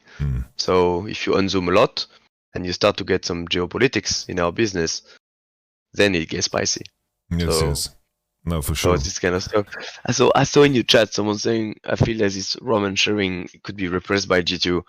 No worries, that will not happen. I have a good relationship with my business department. They know all the stuff I just described. It's theory, right? The reality of it is an insane amount of work, which has to be done by really clever people, knowing the product really well, and then it's a lot of network. You need to know who to call. You need to know how to sell. You need to do those stuff. I'm actually really happy I'm not working in business anymore because it's a lot of work. It's really a lot of work. I love doing it. I think it was great, interesting, fascinating. You learn a lot about life, people, and things. So much happier working with players, which is its own business in a way. But no worries. And the people at G2 are really good at doing so. And I think one of the most advanced human I've ever met in this regard is Alban, which used to be my boss at Riot and is currently my boss at G2. So I know I'm in good hands. I could never outplay this guy. I always felt a bit dumb when it came to business if I was in the same room as him, because he knew the right word to say. All the stuff I know, I took it from him, Before meeting him, I thought I knew business. I had done Unicorns of Love. I had done 1 year in NA. I've traveled in China and stuff, spoke with a lot of teams. I thought I knew how to do business. And then he sat me down and explained me a bit how it works. And then I realized I know nothing. I know literally nothing. It's crazy. Yeah. And I went through business school and stuff. So I thought I knew things, and then I realized nothing at all. So I learned a lot. So yeah, like the complexity of business deal and sponsorship and stuff it takes professionals at every level of it. Creating the offer, selling it, advertising it, thinking it, processing it, then servicing, then re-signing, then all those stuff is it's a beautiful feeling to know the people around you are really, really, really good at their job. And for business, you too, happy. It's always so interesting for me to hear about things that I know nothing about. It's like my favorite thing to do. Every time I remember, like for example, we work in Vitality and we had someone. So new investors came in, and then this investor had this one person who was like their point person that would just always like check in on us. And this person was a handball world champion, and it's like, volleyball world champion. And I was like, I don't think at all about volleyball and what that world is, but everything that he explained in terms of what they did in that world was so relatable, because it's the same two things always. It's people and it's passion. And there's so many parallels in everything that you do. We had someone called Joel Abati. He was our performance coach. He was our temporary performance coach. He's a legend in handball. I know his name. He basically He's won. French legend. Yes, French legend. Like he was very, very intense man. His story was he won the Olympics, he won the World Cup, he won in the Bundesliga. He was like working together with the team in a city where they were basically like he's a black man, and he came to this city where they've never seen a black man before, and they treated him wrong, but he won everyone over in the city because he took Magdeburg to the championship, you know, and now he's loved and he was paving ways, you know. And it's like I also had no clue about the handball and so forth, but he taught me some very valuable lessons.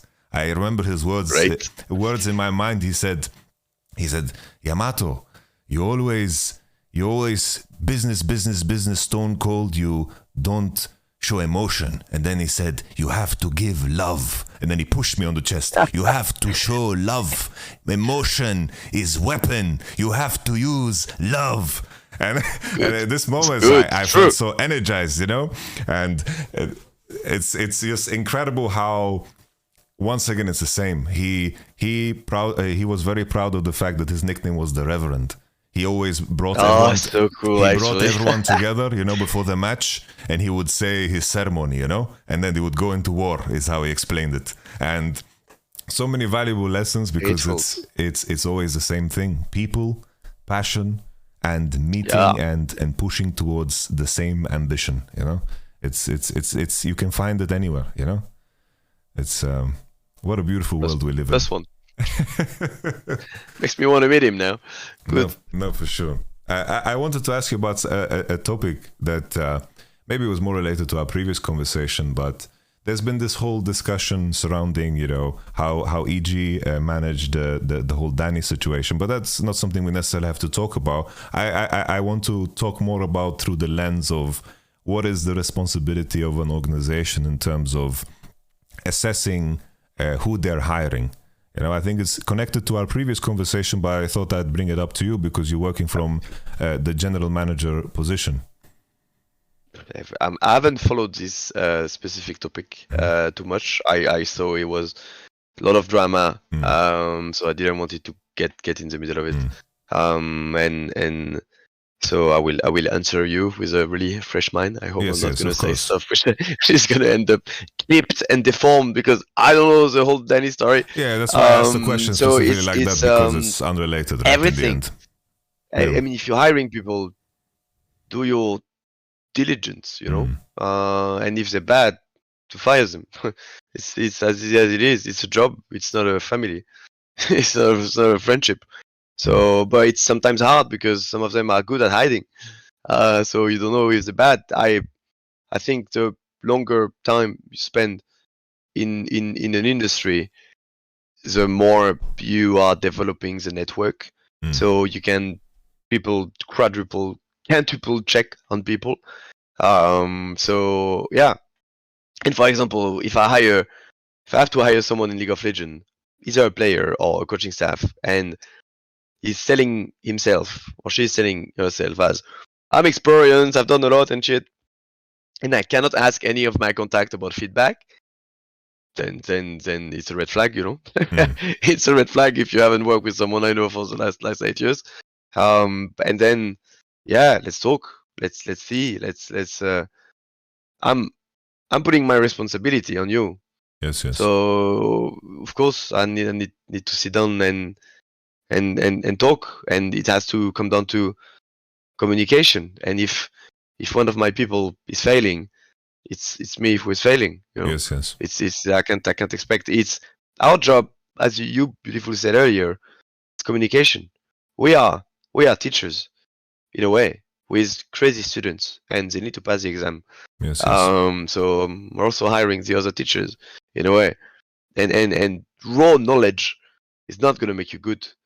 If you are extremely knowledgeable at something, it makes you a scientist, a researcher. Maybe you can write a book about it. Maybe you can do research and find stuff. It's not going to make you a good teacher.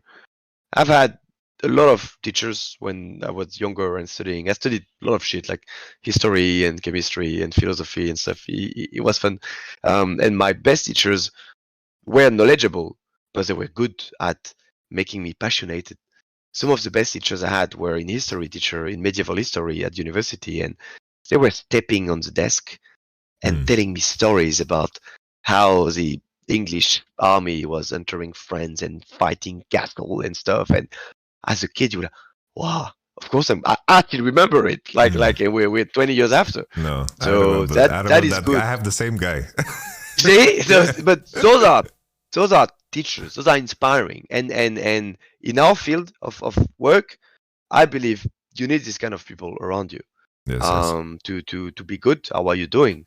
I don't need the most knowledgeable coach and coaching staff. I need the best at making sure my players will be performant. Might be the same people. It's a different initial pitch. And if one of my coaching staff is gonna fuck over one of my player mentally, then it's my responsibility. Yes. Of course. No, 100%. I think the due diligence of who you're hiring and the expectations you're setting for what their needs are going to be in order for them to perform what you're hiring them for is in the end your responsibility, because the outcome is an extension of your decision. Right? That's 100% true. I think, it's like I think back to, you made me think back to the teachers that I looked up to during my school years, and there was two specific ones, and they all had that same thing in common. They were very passionate, and they were very empathic too. They were very involved in what the response to what they did was, and you could see that they actively wanted to grow in everything that they did.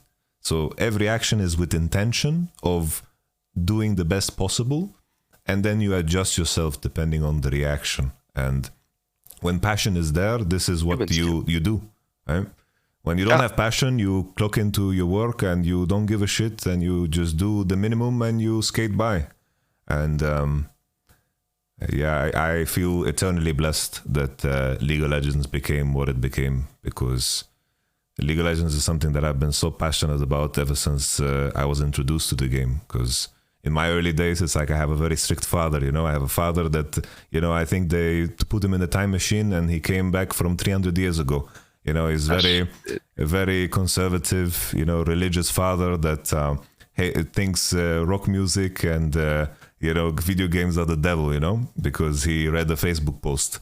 And in my days, I had to go to sleep at 10, 10 in the morning. 10 in the evening. I had this laptop that I got from school, which was an additional blessing that I think without that laptop, I wouldn't have made it anywhere. But I was burning my legs because I was playing solo queue while laying down in bed. Oh God. I was playing solo queue in bed. I was laying down, playing like this. And then whenever I heard my father's steps, I would put the screen down and I would disconnect for 2 minutes waiting for him to pass, because of the light of the monitor. And I feel eternally blessed that led to something, because that could have led to fucking nothing, In a way, it also created an appetite and a love for it from you. Yes. Created a need, You felt like you didn't have enough of it, and it gave you this extra motivation and passion. It made you enjoy the game even more. No. It's like when you're willing to make sacrifices for something, and it leads to something. I think this to me is like living, Yeah?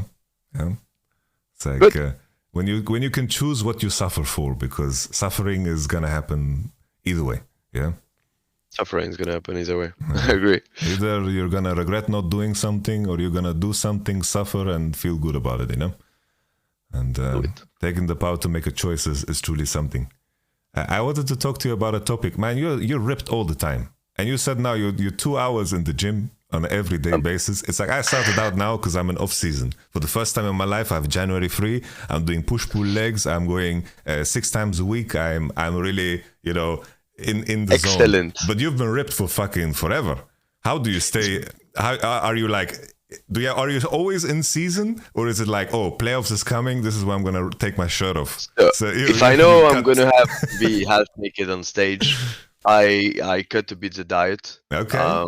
Because abs are grown in the kitchen, Yes. But you can't. I love sugar. I love fat. I love eating really bad stuff. So my initial thought process in life was I think the really initial stuff of it is from like 2009, and I met this guy, and he had a 8-pack. Okay. So more than 6, 8, and I was like, this is so cool. I want one. I want one. I don't know. This is just I want one. And so I started to go to the gym with him, and he told me, yeah, it's okay. You just need 6 to 7 years. I said, it's longer. Yeah, but then start now. Huh? Yeah. Then he was right. So I started with him, and then my fitness journey had been on and off. It depends what you do. It was harder when I was in business school, for sure. It was harder when I was doing internship and working the real jobs.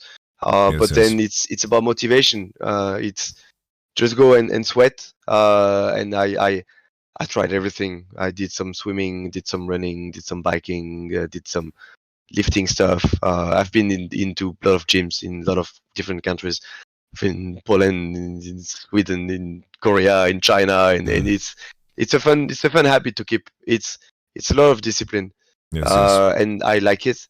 The easiest for me to train is when I live with a team, because it's easier to control your schedule, and it's easier to make some time, especially in the morning. And I mostly do cardio. I do half an hour of really quick cardio every day, and then because I hate cardio, I train the way I eat food, and I will always start with what I hate in my plate. I don't like green stuff. I don't like vegetables. I don't like haricots verts. I don't like spinach. I don't like it. So if they are in the plate, I will eat them first, and then I will enjoy the meat or whatever is left. So gym, same. Cardio is the most important stuff always, because the heart is the strongest muscle, would say Monsieur Brom, and he's right. Whatever you do in life, you're gonna need your heart. The moment it stops, you're dead. Makes sense. That's it is. And it scales. So I always do heart, and heart is cardio. Could be biking, could be running, could be the rowing machine, whatever. Then I do abs, because abs is the most stupid muscle in your body. It's really dumb. Like define abs makes no sense from a surviving perspective. Like if in the middle of a zombie apocalypse, 6-pack is not gonna save you. If you take some of the strongest guy in the world, they don't have an apparent 6-pack. They have really, really strong core. Maybe you can see a bit of the abs if they have lower body fat, but 6-pack is useless. It's purely cosmetic. So it means it's annoying, and you have to train it double. So I do abs second. Cardio into abs, and then it's already 1 hour gone. If I'm exhausted, I go back home, but I need to do those two stuff because they are annoying and they take time to scale. The weights is fun, doing push-ups, like doing pull-up, doing the stuff, then you do muscle group and stuff, but all those, it's easy. Check a few tutorials online, you will find something which you like, how to combine the muscle group. The limit is, if people go to the gym and do that first, they will enjoy themselves. If they do no cardio, no abs, they go and they push the heavy stuff, so they feel really good about it. The chances to enjoy yourself is really high, because you get in the competition, you have the big guys around you in the gym, you want to push as much as them, but they've been doing it for 10 years, you've been doing it for 2 weeks, and you enjoy yourself. You have to stay home for the next 3 months, and then you're fucked. This is bad. Don't do that. That's why I start with the annoying stuff. So when I start my pushing, I'm dead already. So I will never push 150 kilograms, but I will do the most important thing in training, which is I will go tomorrow. Again, and again, and again, and again. And it's discipline. It's an MMO. It's the MMO of life. They're giving you monthly mission. And your mission is, if you push 1 ton with your chest, you will get muscle. It doesn't even matter how you do it. If you do 1 ton in 1 day or 1 ton across 4 weeks, it doesn't matter. The chances to enjoy yourself if you do 1 ton in 1 day is really high. Then you're gonna fail your mission because you will not be able to complete it by the end of the month. If you do 10 kilograms every hour, that makes more sense, and you will complete your quest and you will get the reward, the achievement. This is literally an MMO grind. when you enter the main capital city, I've played a lot of MMO in my life. I love MMO. I think it's the best. When you enter at the beginning of the game, the capital city, and you see the full stuff, high level guy walking around you, and you're like, Jesus Christ, this armor looks amazing. What do you need to do to get it? I need to do 4,000 dungeon. Done what? I don't even know what a dungeon is. Okay, this is gym. Welcome to the gym. Such a good way of putting it. First, you're gonna need to grind before getting the nice level armor. What you can see on him is this amazingly defined, like biceps. This is so much grind, bro. You don't even have the cardio first. So shut up, go grind your cardio, get your first month, do your first dungeon, then you can scale. What's important is to do the next day. Again and again and again. It's the most everyone can be buff. Unless you have one specific condition, everyone can be buff. The only thing you need is discipline. That's it. The ability to wake up and go again and again and again. And the second rule is whatever you do in life, if you can do it for 2 weeks straight, it becomes a habit. It's going to be painful, then it will become a habit. So 5 push-ups a day, every day, for 15 days is a result. Yes, That's it. Just go. And actually, every day is stupid because you will enjoy yourself. Do 5 days. But getting into a discipline, getting into a habit, and someday you will feel like shit. Someday I feel like shit. I don't want to go. I've been doing it for so long that I just force myself. I do my cardio, I do my abs, and I go home. And instead of half an hour cardio, I do 10-minute cardio. But I went to the gym, I woke up, and my day starts. But some days you will feel like a king. And you want to push everything. Those days, I don't do 2 hours, I do 3.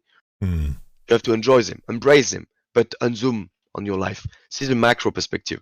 You need to push those tons if you want the muscle.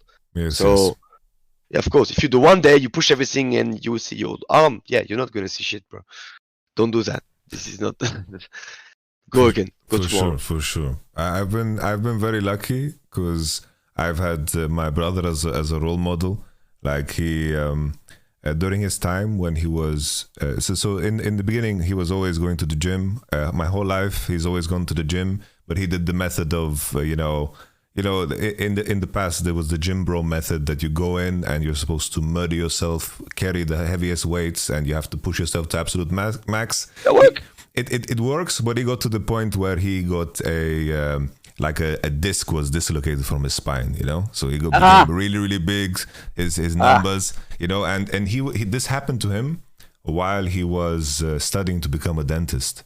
But his reaction to that was, so basically they prescribed him strong opioids because they were like, this is fucked up. It's like, if we do surgery, there's a risk that you might not be able to walk. So basically he kept going to the gym, but he did it in a newfound way, and he kind of rehabilitated himself, and he just kept going to the gym. Nothing changed, even when he had a dislocated fucking disc in his spine. And at the same time as, he did the dentist school, because in Sweden it's very, very intense, because the universities there are very, very known for the dentists that they produce. And he kept going. And now he's working as a dentist, but at the same time he's competing in bodybuilding competitions. And I see he's counting, the salt packs from McDonald's that we went to pick by, because they're 6 gram, and he's counting all the macros, nutrients, and he's waking up at 5 every morning. And if he can do it while he's working 8 hours doing surgery as a dentist, it's like, what the fuck can I say, So when I started my fitness journey now, because I told myself in season, I always had an excuse as to why not to do it, and I only did it when I wanted my players to do it, and it was kind of indirect. So my first 2 weeks in my off season, I went to Sweden. I started gymming with him, and I just went to the gym with him every single day when he went. Now I came back, and my method is I write down the week when I want to go, and then some days I feel like so shit, and I'm just staring at the paper, And I have this battle in my brain. Maybe today you don't go. Maybe today I'll sleep a little bit longer. Yeah, I know. Sometimes I sit there for 1 hour, 2 hours. It's always that battle. But then when you get to the gym, it's like, everything, the ritual is coming back to you. It's like, you're at the gym. Might as well fucking try as hard as you can. Yeah. The hardest is to go there. That's for sure. That's true. Building a habit is good. And it's so easy to find excuses. You will always have people telling you what you're doing is wrong. You should not doing like this. You should do like this. You should do. Okay. There's so many different ways to take care of your body. What's important is to do it. Just go. Go again. Even if it's 5 minutes, even if it's 10. If you don't feel like it, don't go. It's fine. Don't complain about it. Then if not, because it's hard. Some people can't. They can't find the motivation. Yeah. It's okay. Then you will find the right moment. Maybe your current ecosystem is not good for you. Yes. Okay. If that's good enough of an excuse for you not to go, then don't go, you know. That's as easy as it is. Don't think. It's like everyone is facing their own level of challenge, and whatever progress means in your context is what is important. For some, that could be just getting out of bed and brushing your teeth. And that could be massive progress, and that's the challenge that someone is facing. And it's always working. It's always at a very, very different scale. As long as you try to make decisions that are moving you in the direction that you see yourself in, right? Because moving your body helps. Just walking. Yeah, walking is good. It's like fresh air, you know, drinking a glass of water. You know, you can build so much positive momentum in making good decisions. You know. Because it's so easy to tell ourselves why we shouldn't. Yeah, it's like the curse of the technology moving too fast forward, and us having access to food and warmth and shelter. We don't need to run from lions. We don't need to hunt for. No, we don't. That's for sure. When we find some sweet berries in the forest, we don't eat them to the max because we're preparing for a winter. Get them delivered on gorillas now. In one click, I get the berries. Yes. That's good. We are very, very outdated, so we need to kind of rewire ourselves.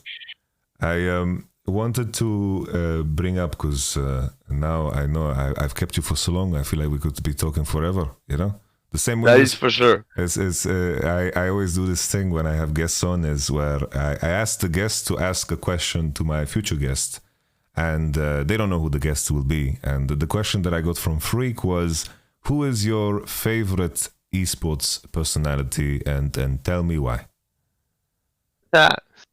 My favorite esport personality. That is a good question. That is a great question. Because I have to think. Which country will I go? I might just take Caps. I might just take Caps because the level of love he has for the game and seeing him work is incredible. Not always. Sometimes he's a troll. Sometimes he needs to challenge himself, and sometimes he can have a bit of a genius syndrome. You know, like he needs to feel special by breaking the game. But most of the time, it's just fascinating to see him work, to see him think, see him try to break things and recreate things, and that makes him really inspiring. So yeah, on the player side of things, I'm gonna take him. On the management side, I think a coach which really impressed me is Daler. One of the main architects behind the Fnatic 18 wins. Back then, I think his approach of coaching back then was crazy. And it changed things for sure. I think on the talent side, let me think. I go to other games as well. I don't know. The stuff is I know too many people there. Who would you pick as an esport personality? It's so complicated, you know. You have to I wouldn't know. I wouldn't know, to be honest. Yeah, Stefano. Stefano. I think what he did for back then for StarCraft 2 was incredible. I mean, actually, if I have to say on the French side, like Yamato, what he did for the French ecosystem over the last 2-3 years was absolutely incredible. A lot of respect for that. In a way, Ibai as well. It's crazy what he did for the Spanish side of things, you know. So all those people in a different way were were mind blowing, and I have a lot of respect for them. Yeah, in the US, I really liked the way Captain Flower and his love for the game and Ophilie, what those two humans did. I think was beautiful. There's a lot. There's a lot. Too many. Now I have to think of a question for the next person.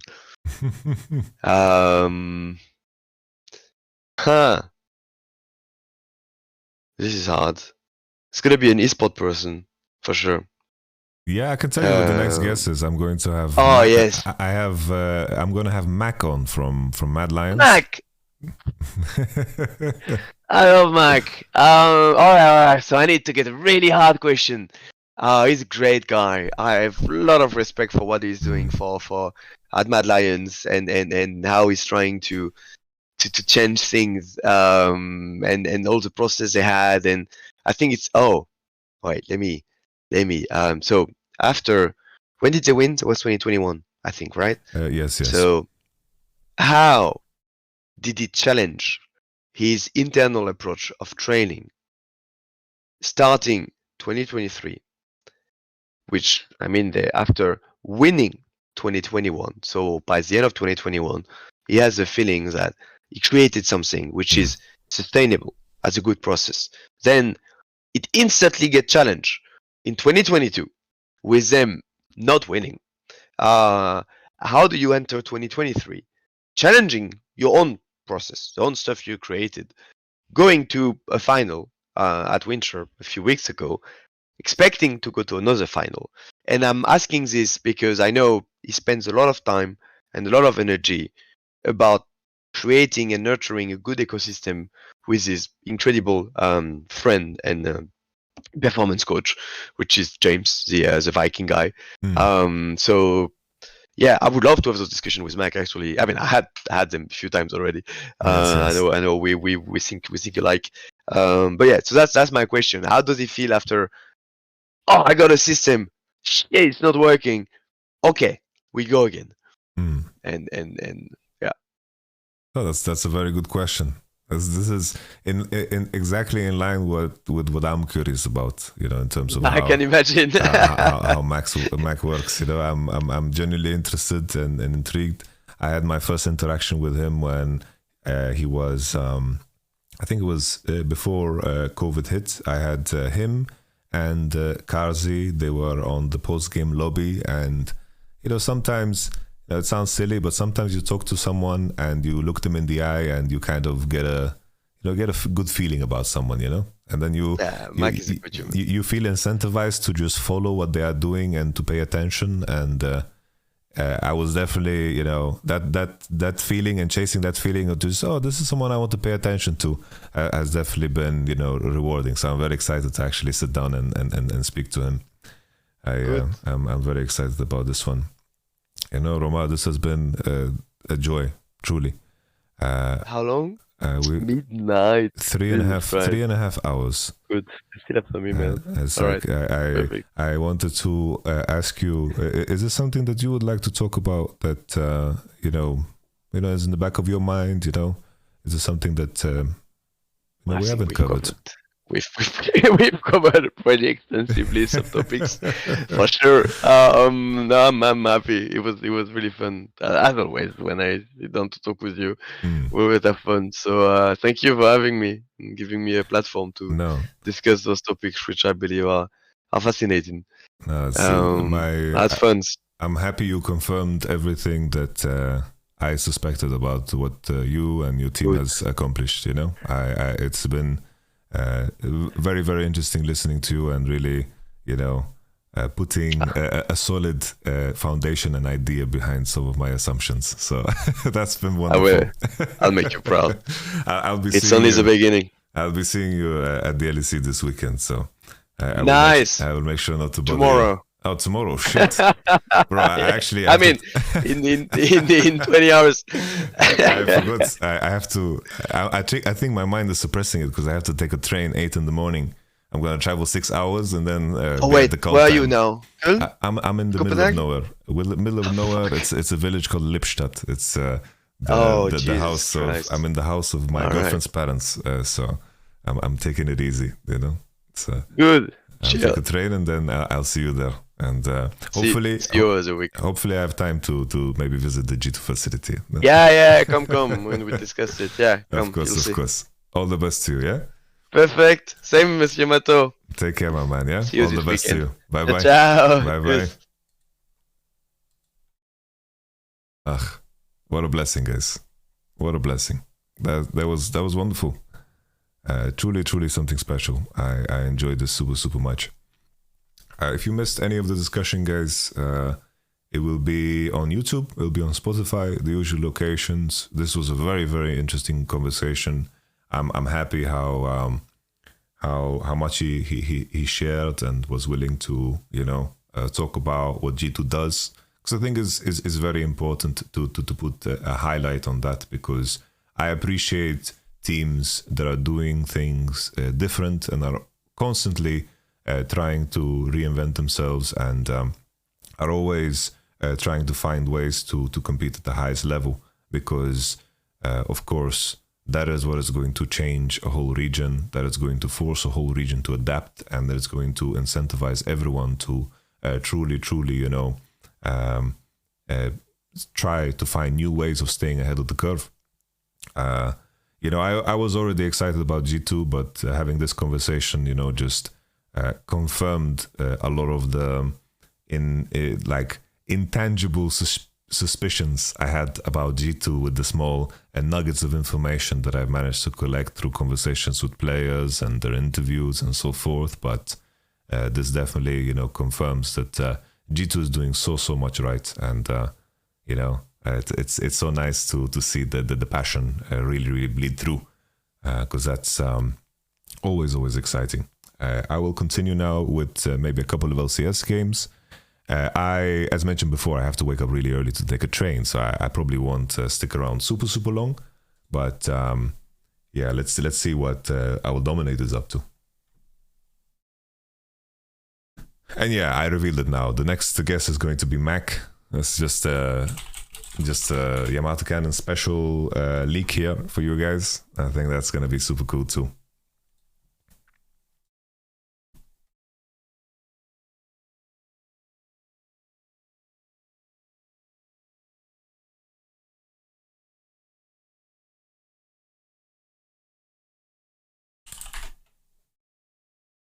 In another world, Immortals have the setup. They have. There's 2 bombs I'll drop. C9 versus TL, did they already play? Oh, they did. Who won? C9 won? C9 must have won, no? I'm watching. I see that Harry picked a Kali. There's no way they can win. No offense. Of that gold lead, probably most of it really, since it's not that much to begin with. Ayla trying to clear out some vision, but it's Kinby who finds him. Should be pretty easy for Rakan to get away from that one with a grand exit. 1 minute until Baron spawns. Vikla's about 800 gold-ish ahead, so he's more than the total advantage right now. It is an advantage for all right. Down that bottom lane. He is going to be, he's actually slightly behind now after the tower kill and the kill that Prince got in mid lane. But very even. In fact, going to be finishing a second item here pretty soon. Let's see what's happening. Kind of expect on that Zaya. It's going to be a really big spike for him. Prince with the Kraken Slayer on his Kai'Sa, just the maximum DPS option, gives you the best stats in terms of just the bundle that you get, which is perfect for Kai'Sa because of the fact that you do. Yep, absolutely, and he's not looking for it. Yeah, it goes back to this. Oh, they actually did have a question mark ping. Could be there, but there's just no time to do that. Yeah. Who question mark ping that? So at first it was Kemby, so actually good comms there from Kemby saying, hey, something could be behind you. But as they said, his camera was down while he ran, which is where it should be once you're fighting. And to get vaulted straight up over the wall, there's no reaction because he got too close to that. So I think the fix would have been, he would have had to play more down towards the bottom side of the lane. Right. But if Vi comes over the wall, you have time to react, right? And there was that question mark ping on it. So it's always fun to see, were they expecting this as a possibility? And in this case, Kemby was, so credit to him. Well, now Immortals has got to make sure they don't lose.